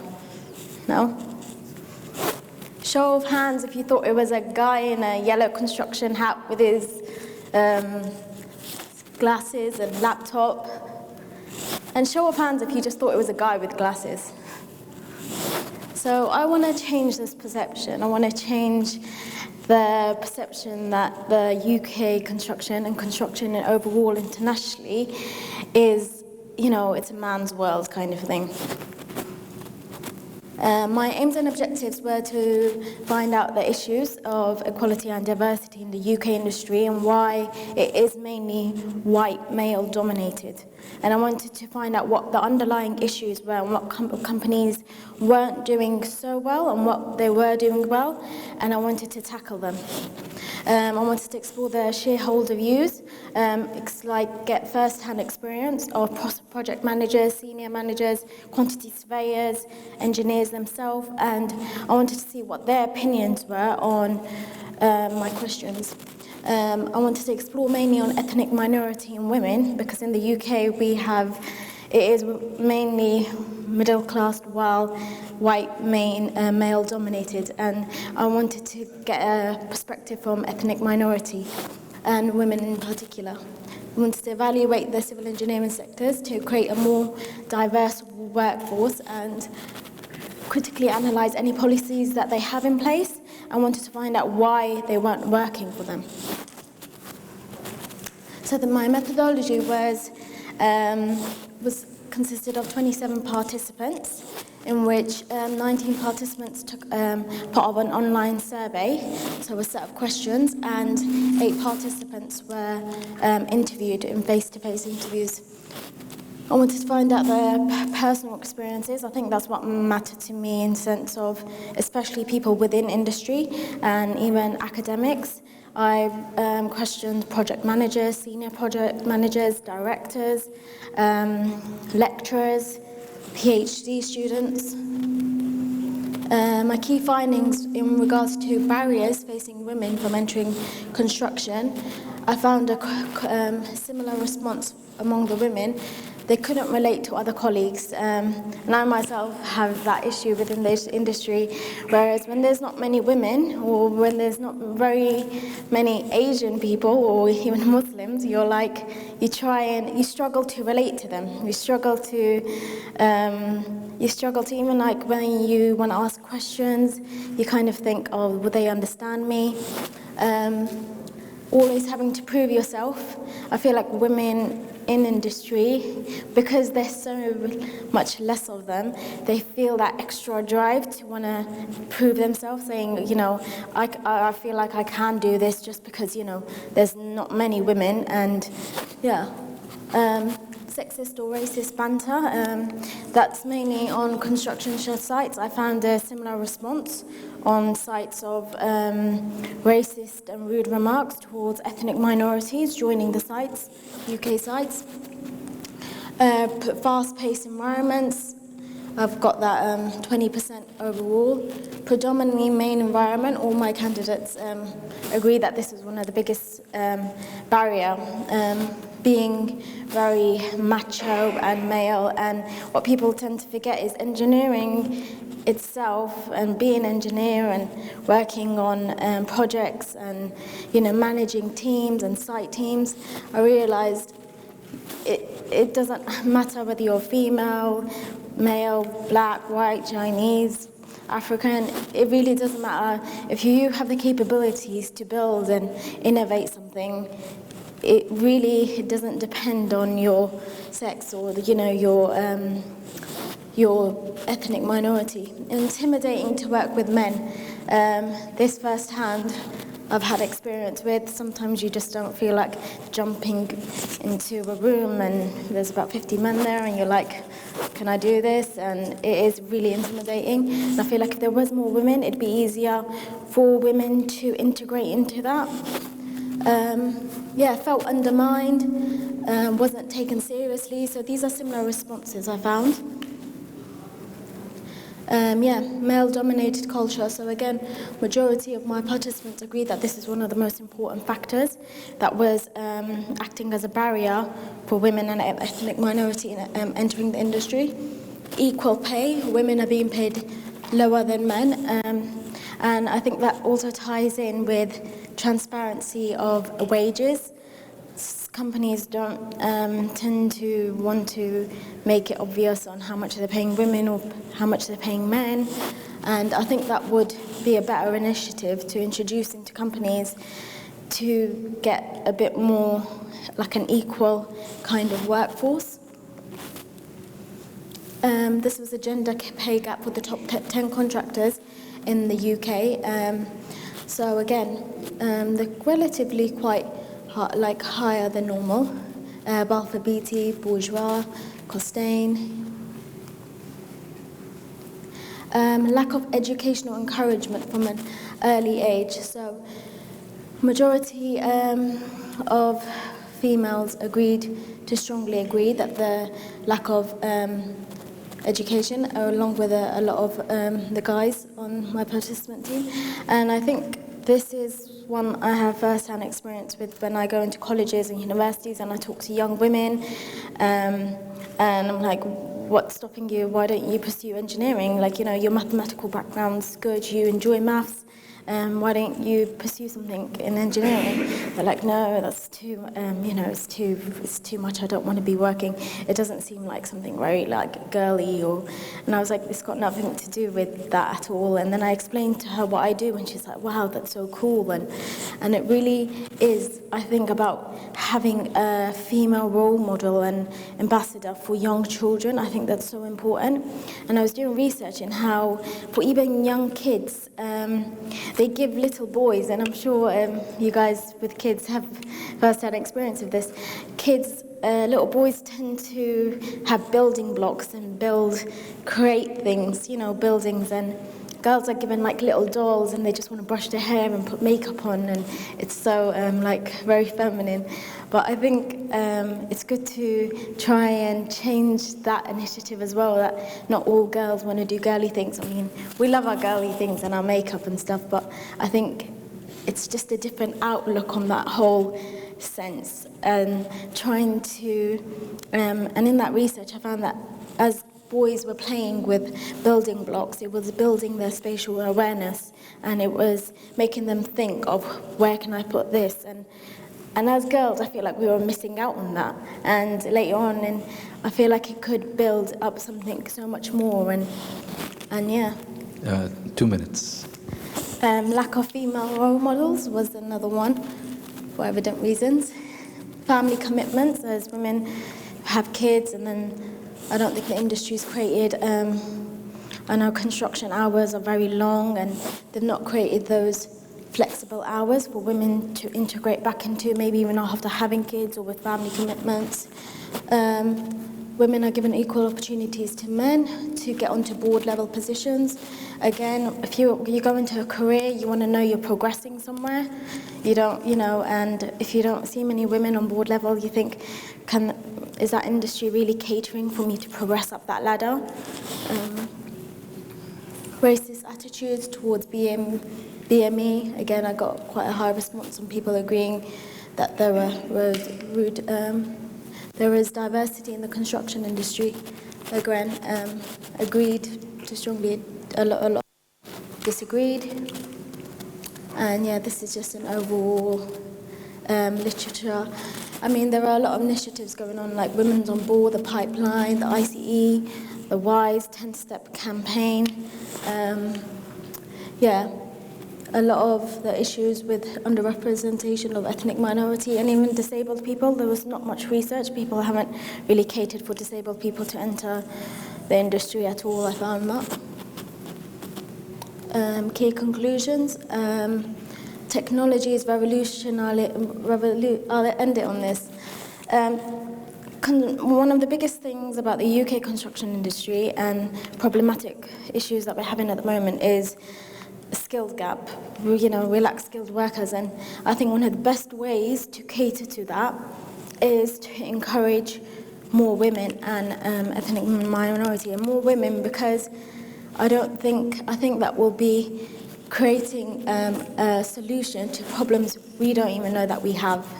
And even in regards to, we have, technology is revolutionizing construction industry faster than we can even keep up with AI and blockchain technology and BIM and sustainable working. And I think to create a market and to create a gap for women to fit into there, we're just bringing on new ideas, we're bringing on new innovations, we're bringing on new ways of thinking, new ways of processing.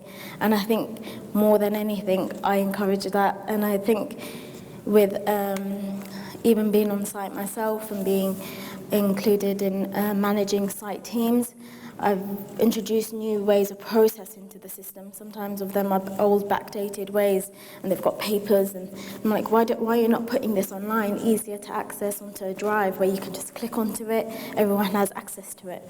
And see, something simple as that, and I'm not saying that just as a woman, I'm introducing that, but I feel like we, as a whole, together as a community, as humanitarians, I feel like we can encourage that, and I think it will change the industry overall, altogether. Yeah, that's pretty much just companies such as Balfour BE are trialing flexible working. So there are more initiatives happening. I myself even care.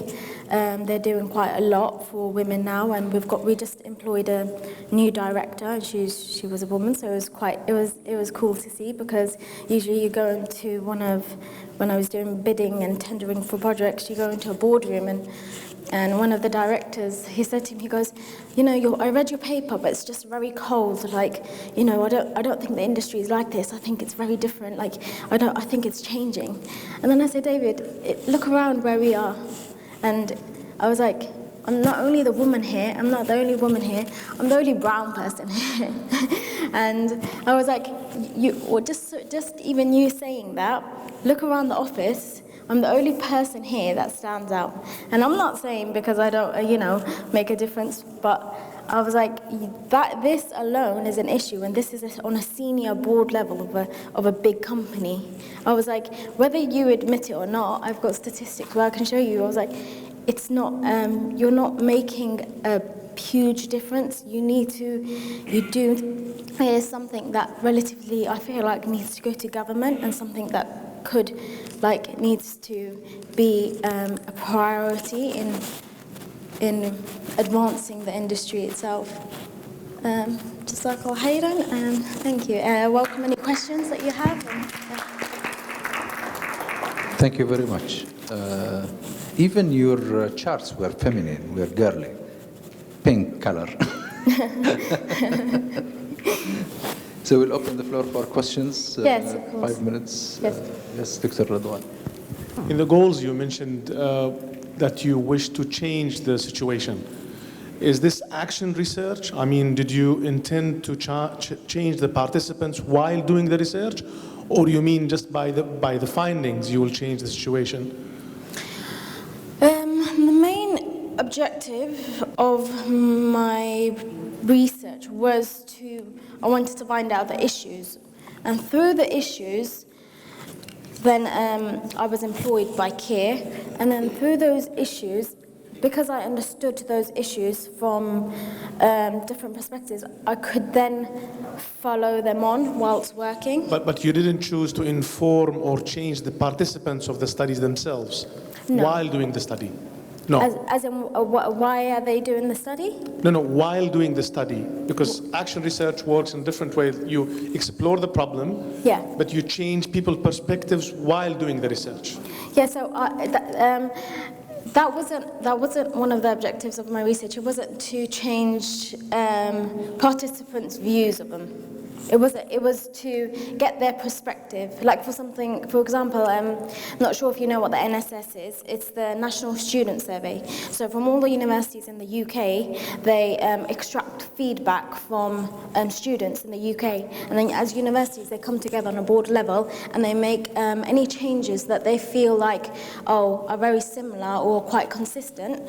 They would then bring those changes into the universities and adjust the way that, to improve them. And I think just as I was, because it was a research as while I was studying of my undergraduate, I wanted to kind of find out what the underlying issues were.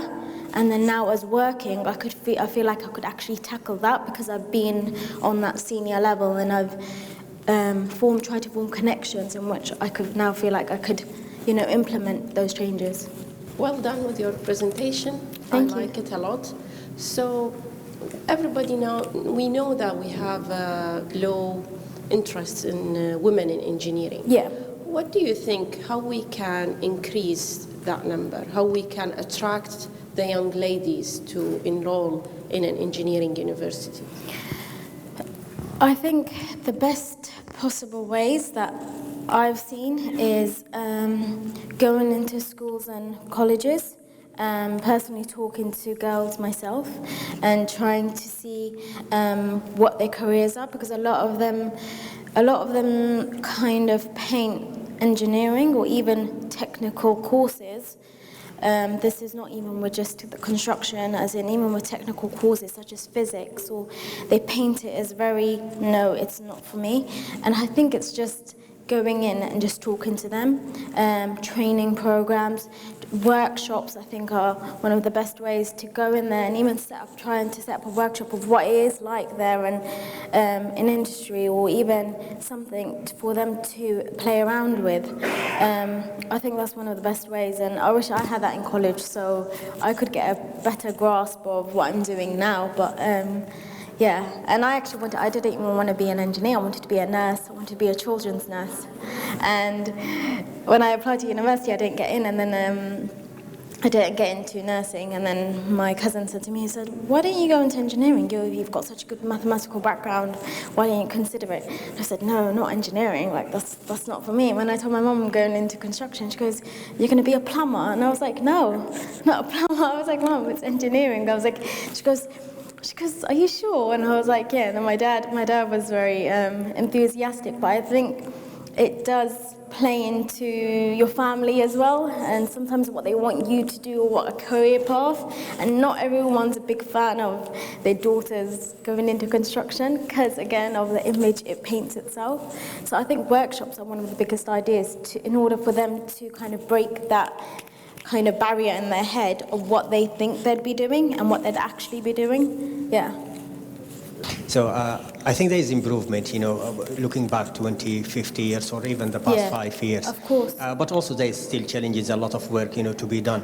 Yeah. Unfortunately, there is a lot of lip service as well within the industry, especially at top management in governance of organization. Yeah. And the only language that organization learn is about money. It's how much money it's going to make for me.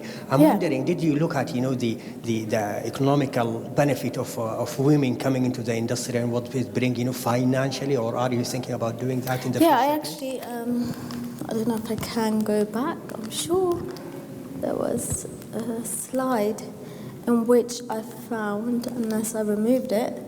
I must have removed it, but I found there was by the FTSE, and they surveyed, I think it was about 350 companies, and it was on focusing on women on board level, and they found that there was a higher profit margin on the industry that had more women on board level than not, and it's a shame because I had a really good graph about it, but yeah, and when I was first doing this research, I remember a student came to me and said, they were like, you also have to kind of be a bit not blindsided by it, but with even working in a company myself, it's all about money. Construction is about making profit and, getting the project done, getting the tender, getting the project delivered, and getting the money. They were like, so what you're doing right now, it's not going to be a huge priority for industries to consider, because at the moment it's still working. It was still working 20 years ago. So how would you tackle that aspect? How would you almost encourage industries, bring in that financial benefit to it? But to still, throughout my PhD, I think I want to study that. I want to try and bring that financial aspect in as well, and how it could benefit. Okay, I think that's quite enough, unless there is a very last question, perhaps. No? You would like to ask a question? I'll give you a minute between question and answer. So there was a slide on, I think it was the relationship of the work-life balance between men and women. And I don't think you had enough time to elaborate on that, so if you could just elaborate what difference you saw in how men view the relationship with their family in comparison to the mothers when it comes to the construction industry. Sorry, what was the question?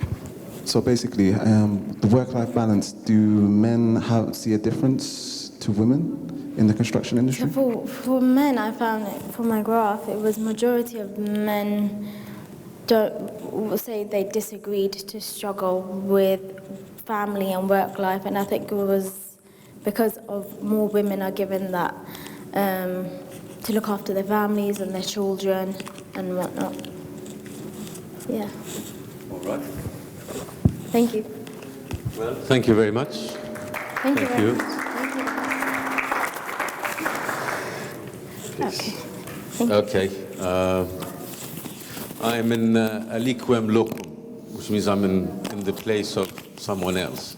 So I'm going to introduce you to our third paper. It's on choosing by advantages approach for selecting and identifying off-site construction components by Hayan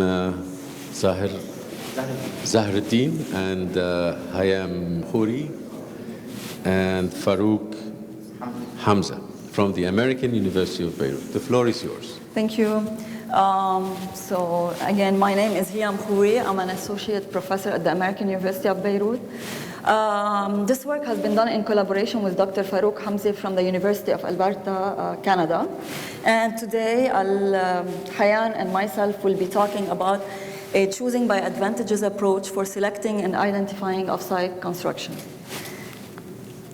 So that's the outline of the presentation. So first of all, it's well known that traditional methods of construction have been popular since the end of the 19th century.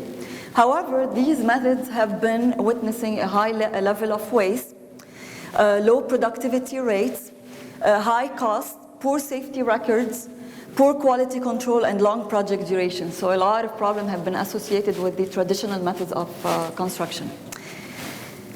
Therefore, another technology emerged, which is the off-site construction method. And in this case, engineers have increasingly turned to using the off-site method. Why? Due to its ability to reap the benefits of the manufacturing principles. So construction has resorted to manufacturing principles in order to avoid all the mistakes witnessed in the traditional methods. So based on the literature, 4 different off-site systems were identified, and these are the component manufacture and sub-assembly systems, such as ones used for bricks, tiles, etc. The non-volumetric pre-assembly system, and this such as the cladding, wall panels, etc. Then they moved on to the volumetric pre-assembly, and this includes the plant rooms, toilet, pods, showers. And finally, the common, very well-known method, which is the system, the modular building, which is a pre-assembled volumetric units which form the actual structure. So this is not really like elements that make a usable space. It's actually the whole thing that they build in a modular fashion.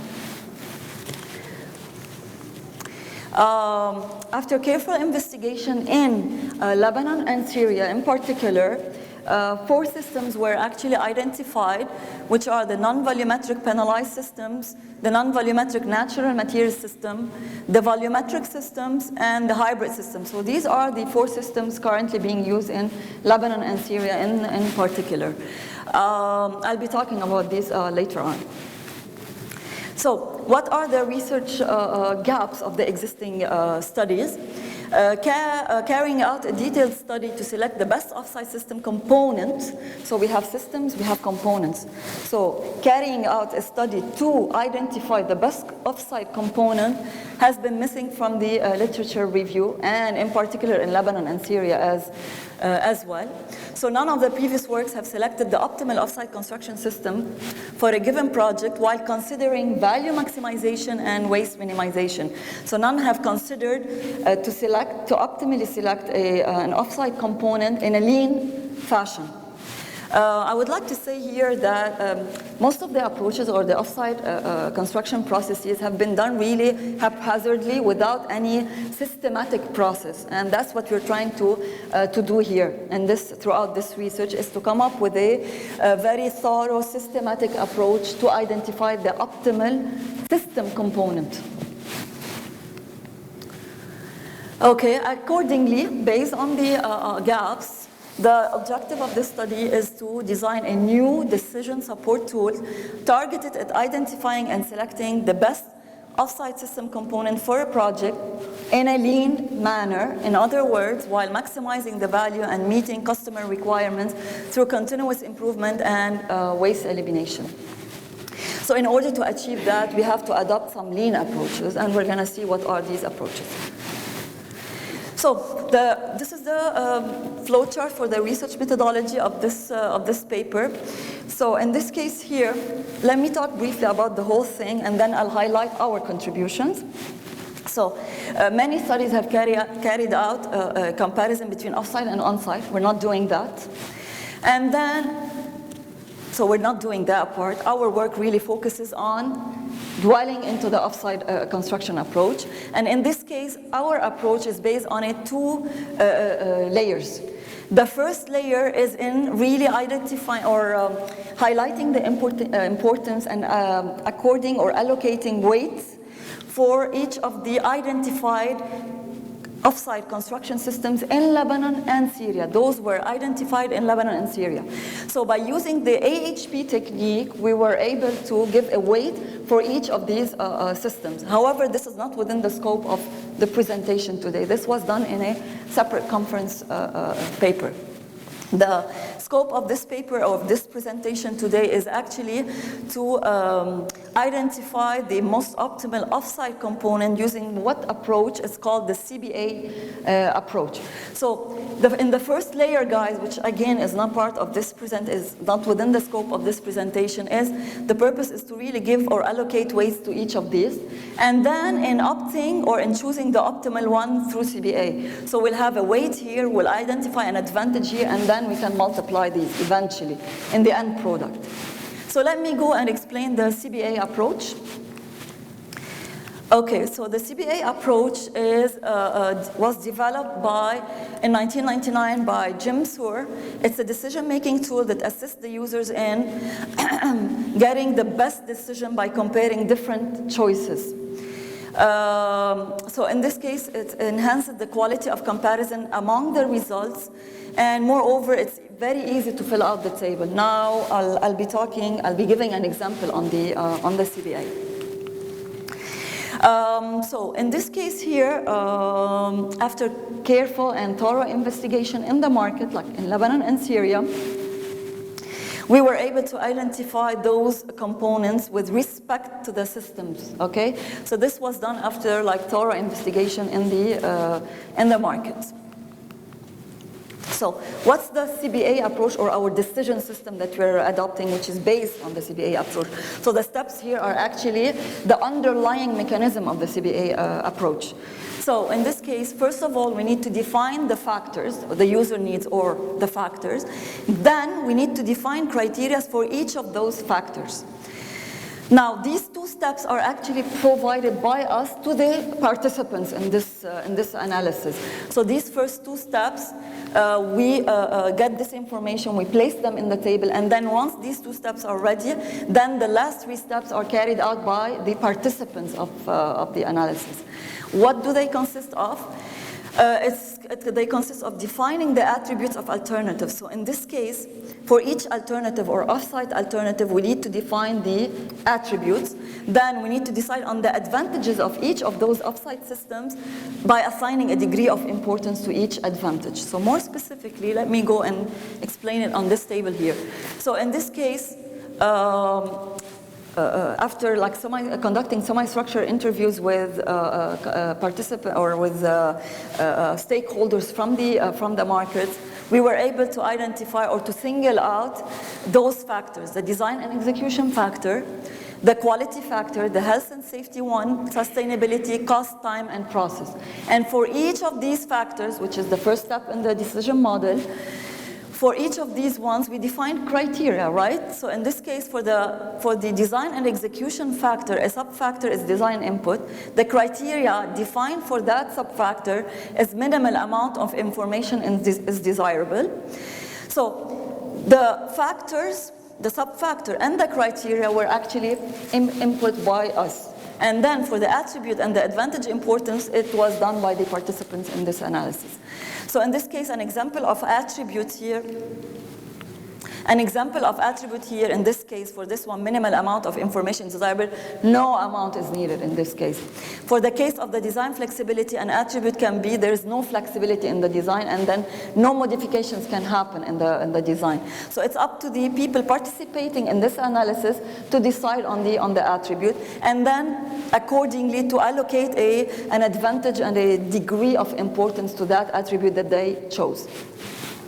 So this was actually carried, it's a huge table, it was carried out for each and every factor. So each factor was assigned a criteria, and then the participant had to fill out the attribute, give an importance score, and then they have to do it for each and every sub-factor within a factor.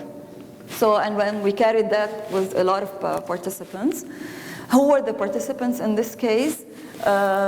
They were the off-site contractors, so contractors dealing with off-site construction, students at the American University of Beirut, members of the physical plant at AUB, and then AUB professors, and those are the professors really working in that building. So in this case, we had to choose a building as a case study before we carry out our analysis and survey. And we picked an off-site building on campus that was recently constructed to temporarily house students because they were relocated from a building that's been currently renovated. So we had to relocate them into this building. And this was done in a matter of 2 to 3 months. So they built this whole thing to temporarily house the architecture students. So let me just really tell you the percentage of participants. So in this case, 33% were off-site contractors and AUB students, and the 17% were the AUB professors and the FPDU members respectively. So based on preliminary results, it was found that off-site construction stakeholders have opted for a certain off-site component according to personal evidence without relying on any rigorous data. So they just proceeded with one type, with one model, with one system, without carrying out a detailed analysis and understanding whether the user's requirements are satisfied or not, and whether a value is being maximized or not. They just picked a system that they're familiar with, and they proceeded with it. So construction participants, accordingly, they have agreed that adopting a decision support tool to choose the optimal off-site component can potentially reduce the construction weight. So all the participants in our analysis agreed that a systematic, thorough decision support system can help next time around. So now Hayan is going to go over the results. Yeah.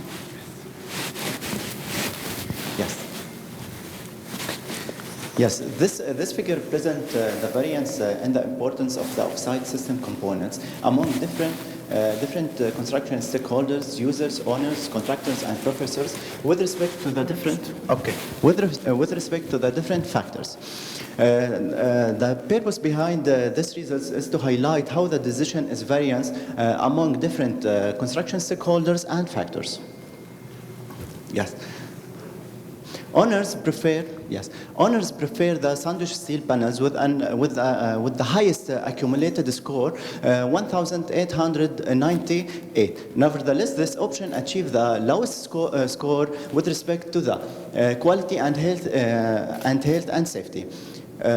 However, if the decision with respect to the healthy and safety and quality, owners prefer precast concrete sandwich precast concrete. Regarding users prefer precast concrete panels with an accumulated score, with the highest accumulated score, 1,864.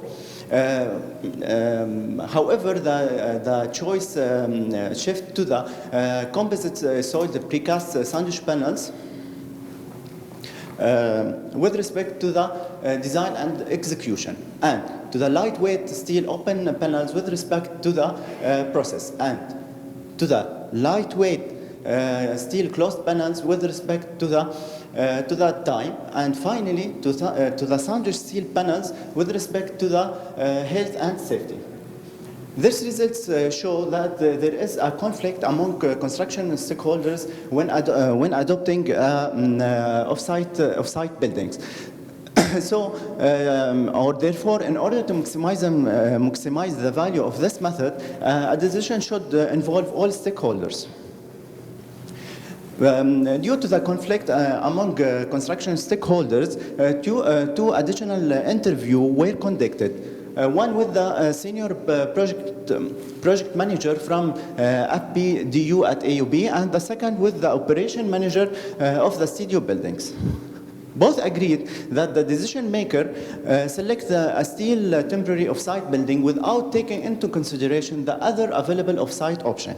And both agreed that the decision maker considered economy and fast construction process and ease of this assembly without taking into consideration other factors. And finally, both agreed that decision maker gave a short duration to design process without taking into consideration the design requirements needed for educational buildings. During the erection of the Sanju steel panels, several quality and safety weaknesses were found, such as the connection of panels are bad, the assembly process of the Sanju panels didn't follow any safety procedures, the education building was delivered with poor sound insulation among the stories, which significantly affect the students in the studio. These weaknesses were witnessed because the decision maker focused only on reducing the cost and time without giving any consideration to the contractor's quality of work and implementation of health and safety regulation. The decision would be more suitable if the decision maker involves all users and professors, which mean end users. So, as a summary, so what has been said is that the tenants of the building, of this offsite building later on, were not really satisfied because everything was really done in a haphazard way, not in a systematic fashion. And then next time around, it would be better to adopt a decision support system in order to pick or to select the optimal offsite component. What I want to say again here that this decision support system can be used elsewhere in in other country as long as the original components were identified for the respective country. But everything else, I mean the CBA table, the analysis, the way to give or to allocate percentages, this is ready. But the only thing that needs to be changed is to come up with the respective factors for that country, and the rest can be used in any other country. Now, what are the limitations of the proposed study? First of all, the proposed study is limited to construction buildings in Lebanon and Syria only. So this study can be also applied elsewhere to compare among other offsite alternatives. The same approach, again, can be adopted, but it has to be tailored for that specific country. But 90% of the system can be used elsewhere. The study focuses on the main offsite categories and only covers important factors related to the decision-making process. So remember, I said we singled out 8 factors, but other factors can be as well included in the study. The number of offsite builders in Lebanon and Syria are limited, so the contractors adopting the offsite approach are really limited in number. So in this case, conducting the CBA study and additional interviews with other stakeholders from other countries than Lebanon and Syria can really benefit the proposed system. Thank you. I really thank you for sticking to the time and a very interesting presentation. She will, okay. So I'll be just using my old skills as an industrial engineer, although I'm a PhD in finance now. But just one quick question. In light of the geographical locations of Syria and Lebanon and the surrounding environment, perhaps? And the surrounding environment, in the sense that, you know,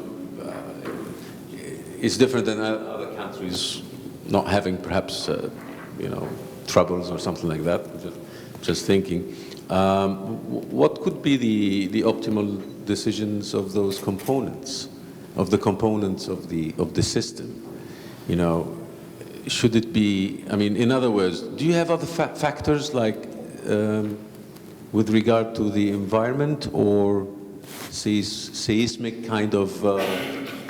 Yeah. This factor was originally included, I mean, we decided to include this factor in the study, but after going inside the market and conducting semi-structured interviews with the offsite contractors, they didn't pick this option.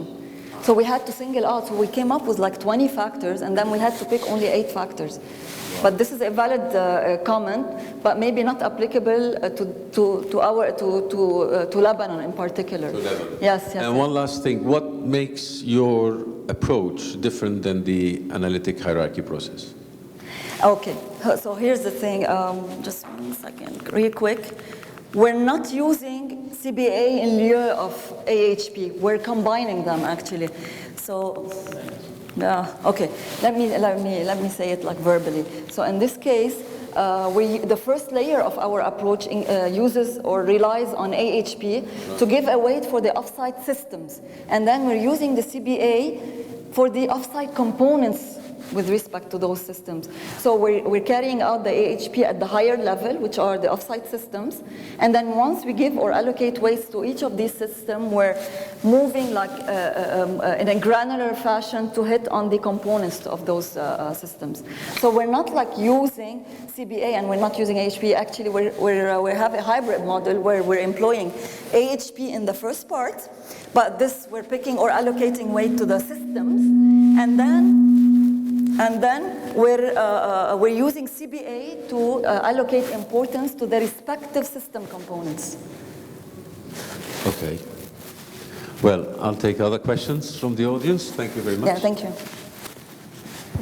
Thank you very much indeed. A fantastic presentation, very informative for me to know something now. I know something about Lebanon and Syria and the construction industry.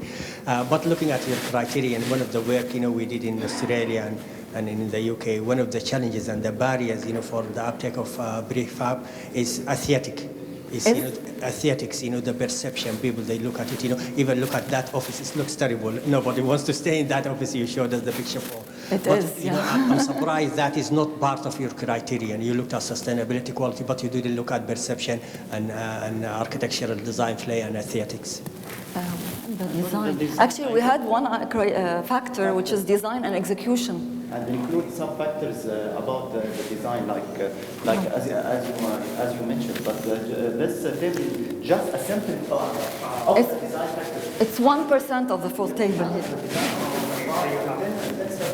Just simple. And how is that related to the value? Do you remember the results? No. But under the design and execution, we have 10 sub-factors, like design input, the design accessibility and flexibility, and as you mentioned. Design process, yeah. Thank you. Would you like to ask a question? Thank you. No? Anyone want to ask a question? Any other question from the audience? Yeah, maybe just as a question from an academic point of view. You mentioned, I think, a bunch of limitations. I mean, do you think those limitations are in relation with your methodology? It's because of your methodology, or it's because of perhaps a lack of literature? Lack of? Literature? I mean, the study is limited to construction buildings, you said, Yes. in Lebanon and Syria, right? And focusing on the main off-site categories and only covers important factors related to decision-making support. Yes. Okay, maybe that's I joined to my questions about the factors, because only important factors. How important are these factors with regard to construction buildings in Lebanon and Syria? Yeah, but I mentioned earlier on that. Based on a careful investigation of the literature, we came up with like 20 factors, and then we had to really take a pool from that. We couldn't really use all of them in the CBA analysis, and then we identified only, based on the interviews with people, we only identified 8 factors. Yeah. Okay, thank you very much. Thank you. I'll give the floor back to the chairman of the session. You can continue if you want. Thank you, Dr. Ramzi. So this is industry preparedness, right? Okay. So our third speaker for today is Miss Rola Sharqi from Heriot-Watt University campus in Dubai, United Arab Emirates, and the title of her talk will be Industry Preparedness for Off-Site Construction. Hello, good afternoon. My paper is today it's about industry preparation for off-site construction. I am Rola Sharqi from Heriot-Watt University Dubai campus. I write this paper with Dr. Ghassan. I think Dr. Hiam just now, she covered all the aspects of my paper. So we just gonna have a quick summary of off-site construction. Off-site construction or manufacturing is not recent technology. It's actually has been almost 2 centuries. However, the adoption of this approach by the industry is still limited till now. The first, it's like project is almost in 1830s, and many other examples of off-site manufacturing in building during the 19th century. So this paper will focus on the industry. Is the industry ready for the off-site construction by now, or what is the limitation of it? What is the advantages and the disadvantages of the off-site? Something like a literature review about the off-site. So the industry preparedness is still in beginner's stage, many factors with national or international strategies. And also we are having the aim of this paper is addressing the industry readiness for adopting off-site construction, some history on literature review of off-site manufacturing and construction, advantages and disadvantages, describing in the industry readiness of using this technology and innovation. Off-site construction, it's a type of construction where sub-elements of construction project are constructed remotely in a shop or in a factory and has been transferred to the construction site. And we have a type of construction, off-site construction can be classified into 4 types.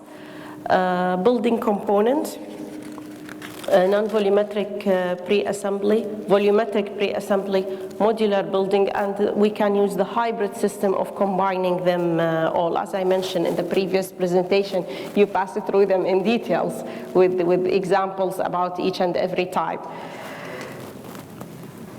Advantages and disadvantages of off-site constructions.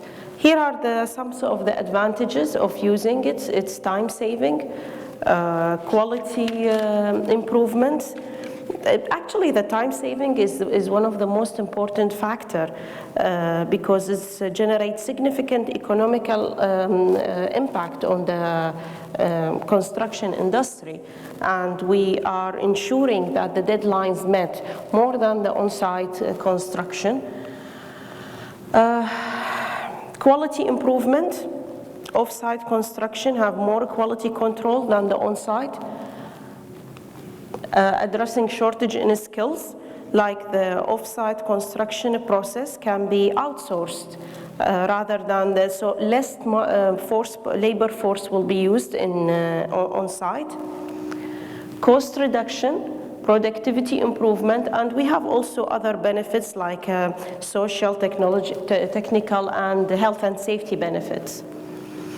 This figure illustrates the overview factor related to decision use of the site constructions. You can find that the time saving is the major factor in here, then the quality improvement, skills shortage, cost reduction, and productivity.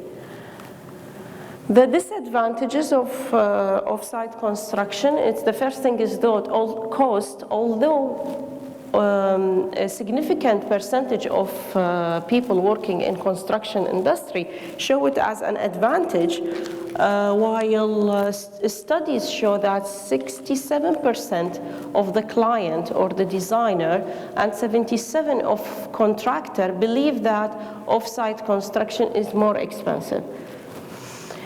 The second disadvantage is the perception problem that the client, based on experience resulting from previous problem that they face, it's a low but not as significant, that they have some bad reaction and about the off-site construction. And I would really love to open a discussion after this presentation about your opinion, and why do you think that the off-site construction is still behind till now, while it's something started from the 19th century or even earlier? That's the graph of relationship between drivers' constraints and factors associated with decision to be used. It's based on a reference that the three levels of industrial level, the project levels, and what is the drivers and the factors. That graph, I think it's all the details explanation. It's part of the paper. I couldn't bring them all in the presentation because of the shortage in time. So if you need further information, it will be in the paper. Now, this is the 6-stage model proposed to support the adoption of off-site construction plan, started by the international adoption of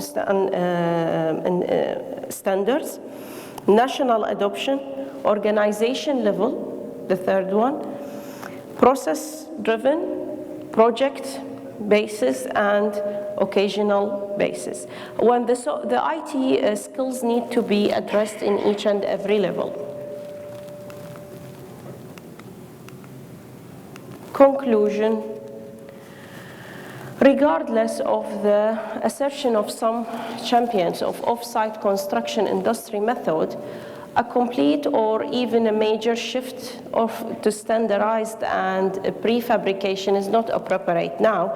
Instead, attention should be focused on optimizing rather than maximizing of its use. And we should concentrate on finding suitable user for off-site construction, identifying the project where the benefits of off-site construction can be added the most value, and where the prospect for continuing improvement. Thank you. Thanks, Rola. Very good presentation. And really, it's not very much similar to the, so there is, yeah. Yeah, I came from the second half of it, yeah.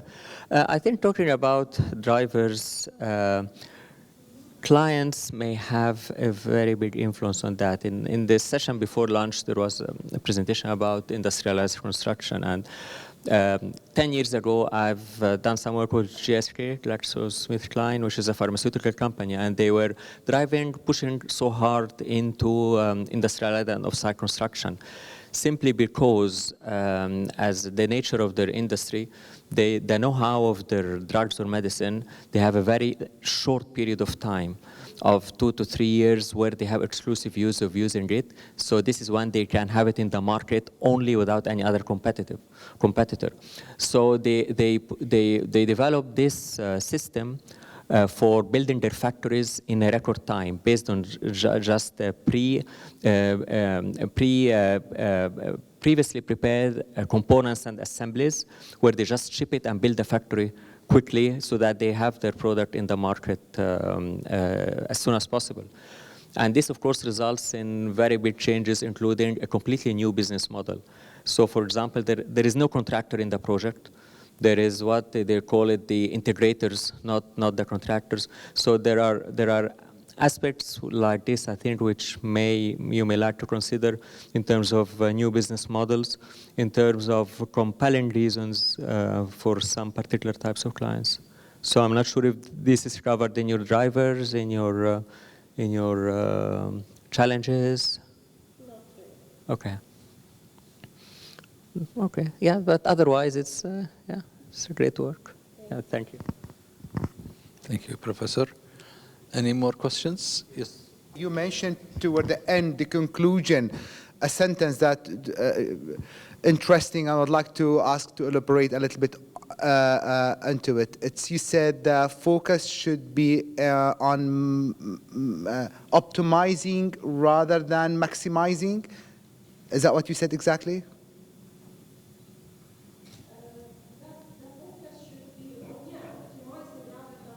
So it's my understanding then that this sentence assume that the problem it's in the manufacturing sides that's not properly optimized, or perhaps in the integration side between manufacturing process and construction process. So is that a barrier, you think? Because this doesn't seem to be an unidentified barrier in your earlier slides. The alignment between manufacturing processes and construction processes. Do you see this as a barrier? We know that it's not available as it should be. My paper is just to show the advantages and the disadvantages, some history about off-site construction. And from my research, I found out it needs to be improved. We need to focus on how to improve the off-site construction method. And again, as I mentioned, I would like to hear from everybody, like, what do you think, or it's a time to ask, why we are still behind when we are talking on off-site construction? Is it because of the manufacturing that make up the barrier? Is it because of the transportation of the equipment? Or there is another reason? Or could be like Dr. Abbas mentioned, the building, it won't look like elegance or nice. And from the architectural point of view, they don't have space to create and make curves and whatever it is. We are investigating the reasons of that now. Okay. So I'm just putting some literature review and putting the questions, and we are trying to find a discussion how we can improve it. I could reflect, just to contribute to the discussion, I could reflect to my own experience. We did a research in Canada, and we found that the stigma, quality stigma, that was main barriers, what prevented, industry to go ahead with off-site construction. However, it's still very much used in rural areas, especially in northern territories in Canada. But apart of that, it's not a popular method, and mainly because of the stigma of quality or low quality. Yeah, maybe. Yeah. Thank you for your input. Thank you. Can I make a comment here? Sure. Yeah. Can I make a comment? Oh, sorry. Yeah. Sure. Since you're there. From the audience, I think this off-site construction is for a certain category of the society. I'm not saying that, poor or something, but if you ask me, okay, the professor in front of you, he mentioned that it's quality, aesthetic. For me, off-site construction, it's meant for either workers or remote areas or refugees, or, you understand my point? Yeah. So maybe there is Why do you think so?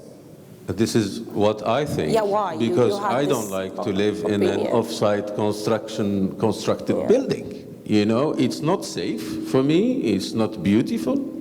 We can work on that. Also, it's I don't know whether it's vulnerable to natural disasters or something like that. You understand? So this is what I feel. Just a follow-up comment here. I can guarantee, at least from our own experience, that off-site construction is not less quality than normal construction, at least from my own experience. And it can be beautiful, it can be well constructed, and yeah, just to finish it. Can I just say a very, very sets of good presentations have been said. I have to say, 25 years ago, I was looking into off-site construction in the UK. And this same question we're asking ourselves, and this is two decades ago, why is it that off-site construction comes up, goes down, comes up again, and goes down? Yeah. And I think there are real systemic issues around this. One, it's issues around professionalism. Some of our professionals haven't made up their mind whether they want to go or not. I know the architecture fraternity, in the main, as a grouping, has an issue with off-site, standardized method of working, prefabrication. I also know that there is an issue of stigma in certain cultures. Now, this is not to say that you don't have very good prefab constructions. Indeed, I've had the opportunity of going to India and Malaysia to see off-site construction at its best, and I had 2 PhD students who did work on off-site construction. Beautiful sets of quality. Something you will adore to go. It makes new build look inferior. Are you with me? So there are some good practices.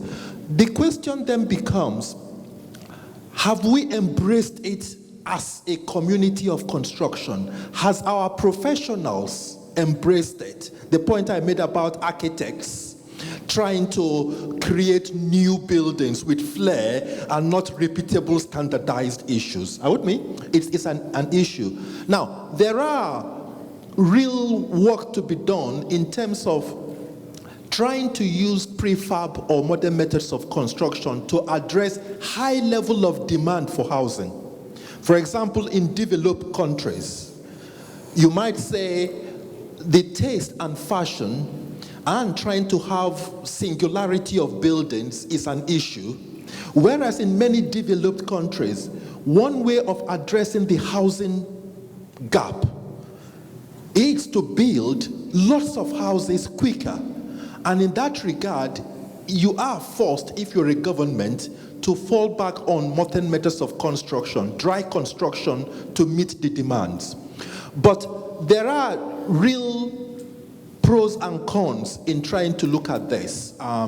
What I think we need to do, all of us, as academics and as professionals, is to say we need to improve quality in all our projects. There are some new construction where the quality is pathetic. Are you with me? Which are not modern methods of construction. We all need to work on. What I think I'd like to see happen is to ask the question, how do we bring innovation in its true sense into prefabricated construction in such a way that we address the needs, address the stigma, and address the issue of quality. So one of the things I haven't seen in the 2 presentations is the process innovation and the product innovation, whether it's radical or whether it's incremental, how that will address these barriers we have seen people bring up. But good presentations nonetheless. From the discussion, I think as an architect, the first thing I think to design a building is to visit the site and analyze it. And we say always that each site has its own solution. On the other hand, prefabricated or off-site construction depends on mass production. The profitability of it depends on mass production. So there is like a disagreement between architectural design and off-site construction, and innovation is needed here to find solution actually to integrate the 2 things together. Thank you. Thank you. Thank you, Doctor. Professor Abbas Al-Muallim, and he will be presenting his work on the impact of stakeholder management tools and techniques on construction project success. So, Professor Abbas. first of all, I just let me give my gratitude and shukri wa imtinani to Professor Ghassan and all colleagues in the ASU for the fantastic event. I'm delighted to be here in this beautiful land. So thank you colleagues as well. I'm pleasantly surprised. I wasn't expecting many people to attend my presentation, so that's really beautiful. But I think, my presentation is fantastic, following on what you guys are doing, and especially the last couple of comments from Charles about, process innovation. If you look at the industry, the criticism is there everywhere. Lack of innovation, lack of trust. Thank you very much. Lack of trust and all those kind of challenges. So it's about management. It's about, how do we bring all those people together? And for me, one of the concepts that we looked at is stakeholder management. I've become very interested, how to apply stakeholder management, even within myself, Sometimes you got, conflicting interests as individual. Do I go and see a movie with my friends, or do I go out dinner, or go and see my parents or my family? All those conflicting interests, and that is the reality of life. But in project and construction management, it's much bigger. So this presentation from Australia with my colleague, one of my students, she did her master's degree in construction project management with me in Australia, and we're taking it further here, and we try to do kind of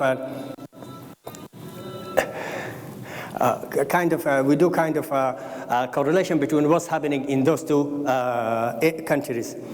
So the concept, although, we do it in every life, but, in terms of management, it's relatively new. Not a lot of people, they talk about it, and in terms of, how do you, why? Because of the nature of the construction industry, the self-interest, and also the lack of trust. I can't trust you. We don't trust each other. The contractor doesn't trust the client doesn't trust anybody, the subcontractors, they don't trust each other, and that's the reality of it, because of the nature of the industry, and it is a macho culture.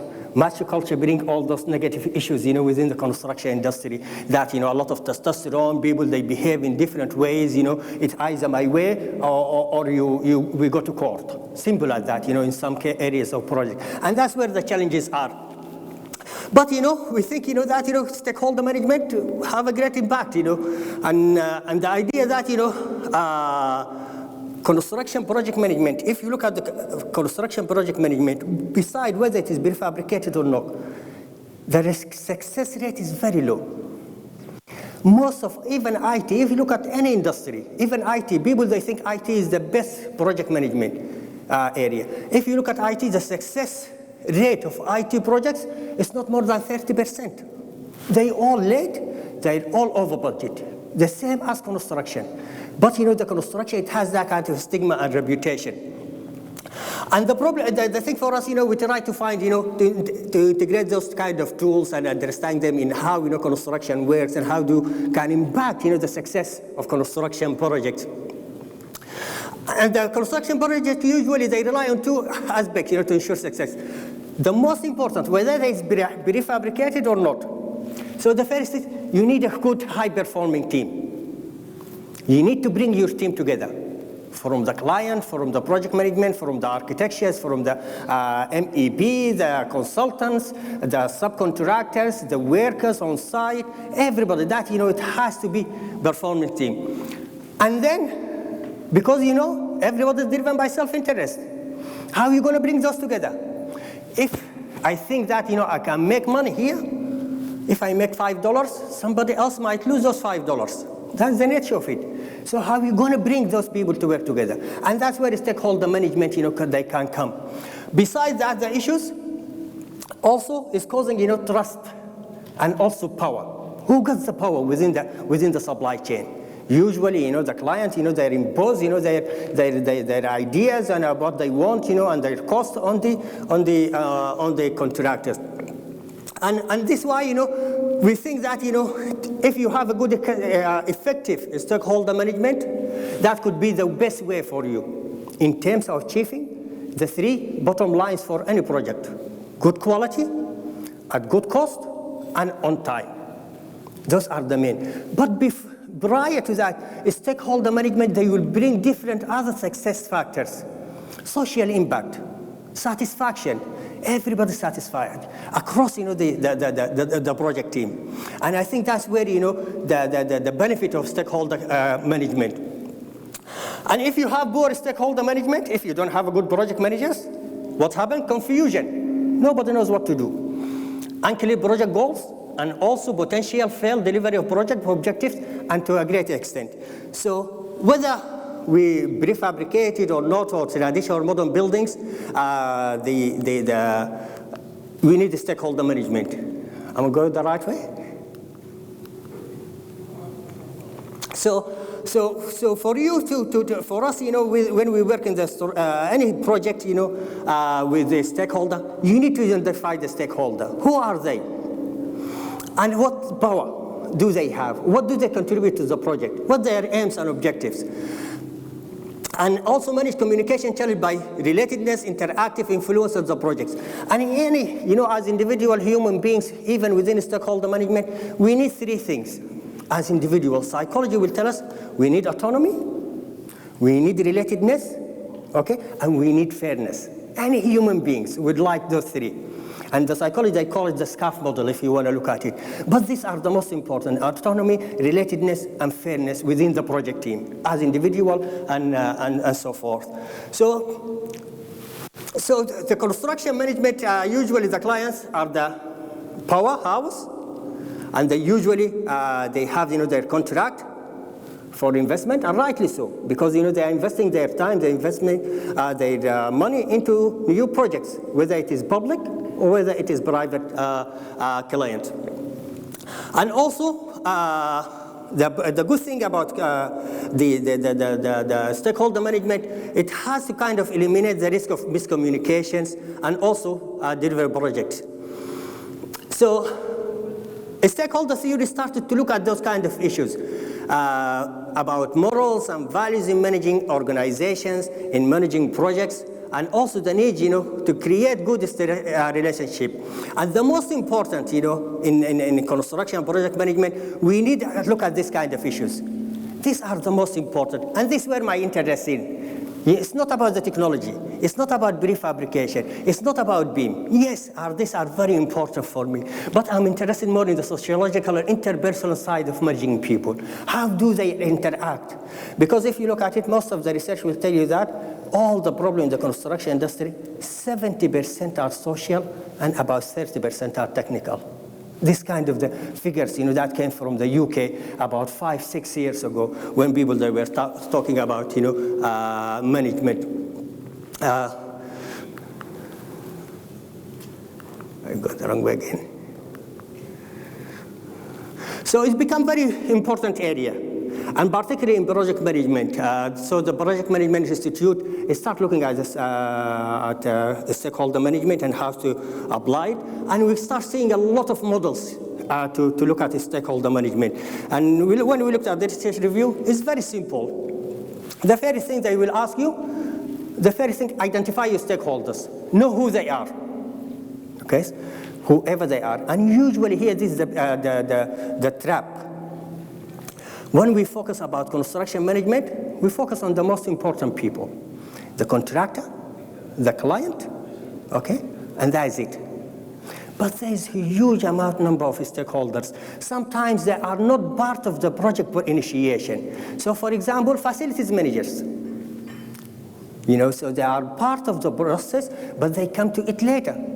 But they are not, when you're starting initiating a project, you don't look at them as part of the stakeholders and what their benefit and what their interest. So you identify the stakeholder, you give priority for each one of them. Who are the most important? Why? And that will help you to understand, the research says that will help us to understand the ball. Because the last thing, we want to go into a project and then end up in a power struggle between different stakeholders. And that usually will lead, to the failure of your projects. And then, once you do that, the researcher will say, okay, develop a strategy to manage those, stakeholders and make sure that, they contribute to the project objectives. So there's a lot of models out there in stakeholder management. One of them, which is the circle, is the same, giving you 5 steps: identify, prioritize, visualize, engage, and monitor. So here, I think what I like about this model is the engagement and also monitoring the stakeholder engagement within your project. Other models will include, the mapping. And the idea here, you create informations about, your stakeholders and you within the project, and then, to try to use it, and the project management BIM book give you information about that. The problem for me, it is very descriptive. And then it will rely on the project manager skills. So you need somebody with good experience in project management to understand how they can bring people together. I finish or 1 minute? 1 minute. 1 minute. Okay, I'll finish quickly. So another kind of power struggle. We talk about power. So you're going to look at, stakeholder management in terms of power and predictability. Who is the most person with power, or big group with power or predictability? Who are, that you can give you more information, where to identify them so you can deal with them in much better. And when we did, our interviews and surveys, very common sense management. As I said, a lot of people, project management, they do these things. They don't know the models. They don't know, the stakeholder mapping system. They don't know, the stakeholder circle system. But they do it, and they do the same. And the most important, some of them, they said, communicating, updating, meeting, all the categorization, and putting matrices. Some people, they use matrices. So that's kind of the ideas of having, stakeholder management system processes in place, to advance, your project management. And in conclusion, it is exciting area for me personally to look at, how people, I love, as a social scientist, even here, I love, to look at people, how do they behave, how do they do things, and I understand, that's for me is very exciting, It's almost like sociology, anthropology, to look at, why do people do the way or behave the way they behave? What makes them do that? The technology comes into the equation, but at the end of the day, it's about people behavior and interaction with each other. So there is different techniques. Some of them are effective, some of them are good. But I think there is a need for constant improvement, as many colleagues said, whether it's prefabrication or not. So we need to focus on constant improvement in the construction industry, but also through stakeholder management. And I say thank you very much. Thank you, Professor. Thank you very much. Very interesting talk. From Applied Science University, Bahrain, she will be talking about a study on the effect of R&D on Bahrain economy to achieve its 2030 vision. Good afternoon, everybody. I'm Dr. Nympha Joseph from Applied Science University. I have done this paper along with Dr. Rajab, who is also from Applied Science University. Welcome to all the guests. Welcome to Bahrain.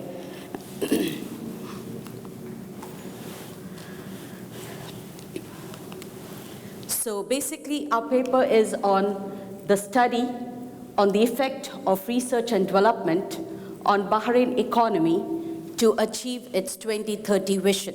As we all know that Bahrain is heading towards this vision. Research creates new knowledge that contributes to the development of technology and the solution of problems. We are all researchers, and we know what is research. Research in Bahrain provides critical solutions to Bahrain's specific needs, local and regional problems for which ready solutions often are not available. For example, unique local industries or business problems, as well as economic or social needs. Sustainability, a principle underlying Vision 2030, is an example of an area that requires local as well as global research for environment, energy, and economics. While we were studying, we have compared Bahrain to its peers in research using a key measure, which is the gross domestic expenditure on R&D, which is called GERD, as a percent of GDP. In the four main sectors, namely business enterprise, government, higher education, profits, privates, and non-profit making organizations. R&D covers basic research, applied research, and experimental development. We have also checked R&D and innovation processes, which are nowadays more effective, more efficient than in the previous generation, because the previous generation did not have all the technologies, but now we do, and hence it's really very effective. If we talk about the GCC, Gulf Cooperation Council, countries have achieved an economic growth rate of 2.2% by increasing their research and development. The study reveals that R&D spending, including capital expenditure, is much lower in the GCC states when compared to the global peers. R&D spending in the UAE amounts to 0.9%. Basically, this study is actually when we try to compare with the OECD countries, we found that they are spending almost 2.5%. Whereas when we compared with other countries such as UAE, they spend on R&D only 0.9% of their GDP. And Bahrain spends only 0.1% of GDP, which basically is not enough. By contrast, for economic cooperation and development, so you can see here that they spend 2.5% of their GDP. So this is the target that some of the countries in the GCC need to meet so that we can do R&D. So to be in line with the OECD average, the report said that Saudi Arabia would have to increase its R&D spending by an additional 1.7% of its GDP. While the figures for UAE stands at 1.6%, 2% for Qatar, 2.2% for Kuwait, 2.3% for Oman, and Bahrain has to spend almost or increase its spending to almost 2.4% of the GDP. What are the aims? The aim is to make R&D in Bahrain enough to achieve the 2030 vision, and we have to see whether this is going to be enough. This research is to study the effect of R&D on Bahrain economy to achieve the 2030 vision. What is the importance of this vision? To improve the application of global health research to the unique medical needs of Bahraini citizens. Transform the Bahraini economy into a knowledge economy. Advance the prestige of the kingdom within the region and globally. Give local opportunities for Bahraini citizens for world-class education and research. Improve public awareness and understanding of research and innovation and research focus. And lastly, to address national research priorities. So we conducted a small analysis where we have, instead of the SWOT, we actually did SWOC, which is strengths, weaknesses, opportunities, and challenges. Leadership recognizes the need, so these are the strengths that we have. Leadership recognizes the need to invest in research. Resources can be leveraged from both private and public sector. Well-developed human capital. Eagerness across individuals and institutions to improve kingdom's research capacity and impact. What are the weaknesses? Increasing competition from neighboring countries with immense resources. Due to national priorities, research may not fall on the top of the priority list. Science agencies, funding, infrastructure, and research culture needs to be improved. We have some opportunities and challenges. The opportunities are strong and vibrant financial and banking sector, since all of us know that Bahrain is actually a financial hub. Opportunities for regional research, leadership in targeted areas. We have some challenges. Bahrain is at the very early stage of establishing a research system, and it is clear from that there are many institutions and processes that need to be established or improved to create an effective research system. So this is the vision. In 2008, Vision 2030 for the economic development of the country was initiated and involved participation by government and the private sector. Vision 2030 is based on 3 principles: sustainability, fairness, and competitiveness. Research and development is needed to test technologies from around the world for use in Bahrain. Research in Bahrain is critical to providing solutions to Bahrain's specific needs, local and regional problems that often have no ready solutions. Sustainability, a fundamental principle of Vision 2030, is an example of an area that requires local and global research in the environment. The 2030 economic vision focuses on crystallizing an integrated socio-economic government vision. After the launch of the vision, the Kingdom of Bahrain began an institutional economic reform program that is in line with the objective of 2030. Economic vision. This led to the preparation of the National Economic Strategy that represents a roadmap to achieve this vision. So once this vision was developed, they prepared the National Economic Strategy, which we will find everywhere. And this is basically giving a big roadmap of how we can achieve this vision. This strategy is continuously revised to adapt to the international changes and the government work program. 2 minutes. Okay, I just go, how many minutes? 2 minutes. Okay, I directly go to the conclusion. History shows that when nations such as Bahrain dedicates themselves to building a research-based economy, significant and enduring economic and social benefits can result.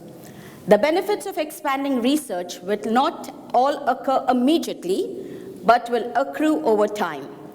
Growing investments in research will help to attract and develop qualified human capital. We have some recommendations which you can see, because if we want to complete or we want to fulfill the Vision 2030, these recommendations will definitely help us move forward. We need to strengthen university research capacity by strengthening administrative structure to support and manage research. We need to increase admissions to and funding for master's and PhD programs. We need to create a conducive environment for faculty members to perform research. We need to establish a national research governance infrastructure, fund the establishment of new scientific teams, strengthen the integration of Bahrain academic institutions with international research institutions, introduce schemes for providing matching funds for university, industry, collaborative research, integrate Bahrain science activities into regional and global research by expanding travel funds, participation in international conferences, create a national forum for linking academia, industry, and government. To introduce some targeted programs which are supporting scientific activities at private firms, and to increase the number of collaborative research, joint research, and to make available funds for R&D both for academia and private sector, to increase the national R&D expenditure from current 0.4% to 1% by 2020. That's almost 2/3 of the expenditure by the business enterprise. Finally, I would like to end with the quote, research is to see what everybody else has seen and to think what nobody else has thought. R&D cannot be taught, it only can be done. Thank you. Thank you very much. We have about 10 minutes for questions. So I will open the floor for questions to about Professor Abbas's paper and also Nympha. So if you have any question on the previous paper, that would be okay. Any questions? Yes. Actually, I got a question to both Dr. Ragab and Dr. Nympha. What type of research methodology you used in this research? Theoretical methodology. Theoretical methodology. Okay. Well, I wonder how could R&D contribute to the fulfillment of 2030 vision? I couldn't see it in the research. Okay, the whole research is about the contribution of R&D to the fulfillment of the 2030 vision. Yes. How could it contribute to this? The main answer is to invest more in research and development. In all 4 sectors that we can find it in page 3, our slide 3. There are 4 sectors. We have to invest more in these sectors to catch a target layer 2.4 into 2030 instead of 0.1% nowadays. Yani 24 more times to catch this vision. Okay, thank you. Thank you, Professor. Quick question for Professor Abbas. Of course, thank you very much for your passionate presentation about stakeholder management in the construction industry. I just wanted to, since you did this research, I think that a thorough exercise of stakeholder management, of course, it will start with stakeholder identification, and a thorough exercise will inevitably extend to not so typical players or stakeholders like stakeholders related to the environment. So I wanted to see your opinion about it. Do you see any relationship between stakeholder management and CSR or corporate social responsibility in the construction industry? What are your views on that? Thank you. I'm very interested, particularly work in the facilities management. We looked at sustainability and part of it of the CSR, and they are related. It's vital, for any project manager to be understanding those issues, particularly at stakeholder engagement, identifying all those stakeholder engagement. CSR is provide, another dimension for a stakeholder engagement because it's going to put pressure on organization to behave in a different way. Even, if they are not, they have to behave, sustainably, ethically, and they have to show that even by reporting, by mere reporting, even if it is a lip service. So it helps in that way, because it brings, the media, the public. So for example, you can't upset the public. Your project, you need to understand your impact of the project on the public, the image. So for example, now in London and prefabrication, all those fires in Dubai, and I think that's, part of the media is going to cause problem for the prefabrication industry, and that's where the issues if they are not managed well. So if you are working in prefabrications, how do you manage those issues in the media with government as well, with regulations? So I think it is vital, and I think the future will be how to bring CSR into stakeholder engagement as a kind of a model to advance the benefit of everyone. For me, it's all about collaboration. The end of the day is about we all, we are human. We're all doing something, not for ourselves. We're doing something, for our society, whether we like it or not. Sometimes we can do something negative, sometimes we do. Most of the time we do. We are good people. I believe humans are good people. We want to do good things, always, So I think from that kind of sense, I would think, that will help us, to do better and better by just reconceptualizing, our relationships, whether through stakeholder or CSR between our teams and also the wider community and society. Thank you, Professor, very much. Any more questions? Thank you. Okay, so with this we conclude this session, and I would like to thank all the attendees and special appreciation to Professor Charles for his contribution to this session. Thank you, Professor. And I would like also to thank all the speakers for their presentations. Very interesting subjects tackled, and I think all of us have learned something new today. So I thank you very much, and I would like to invite you to a coffee break now. Thank you.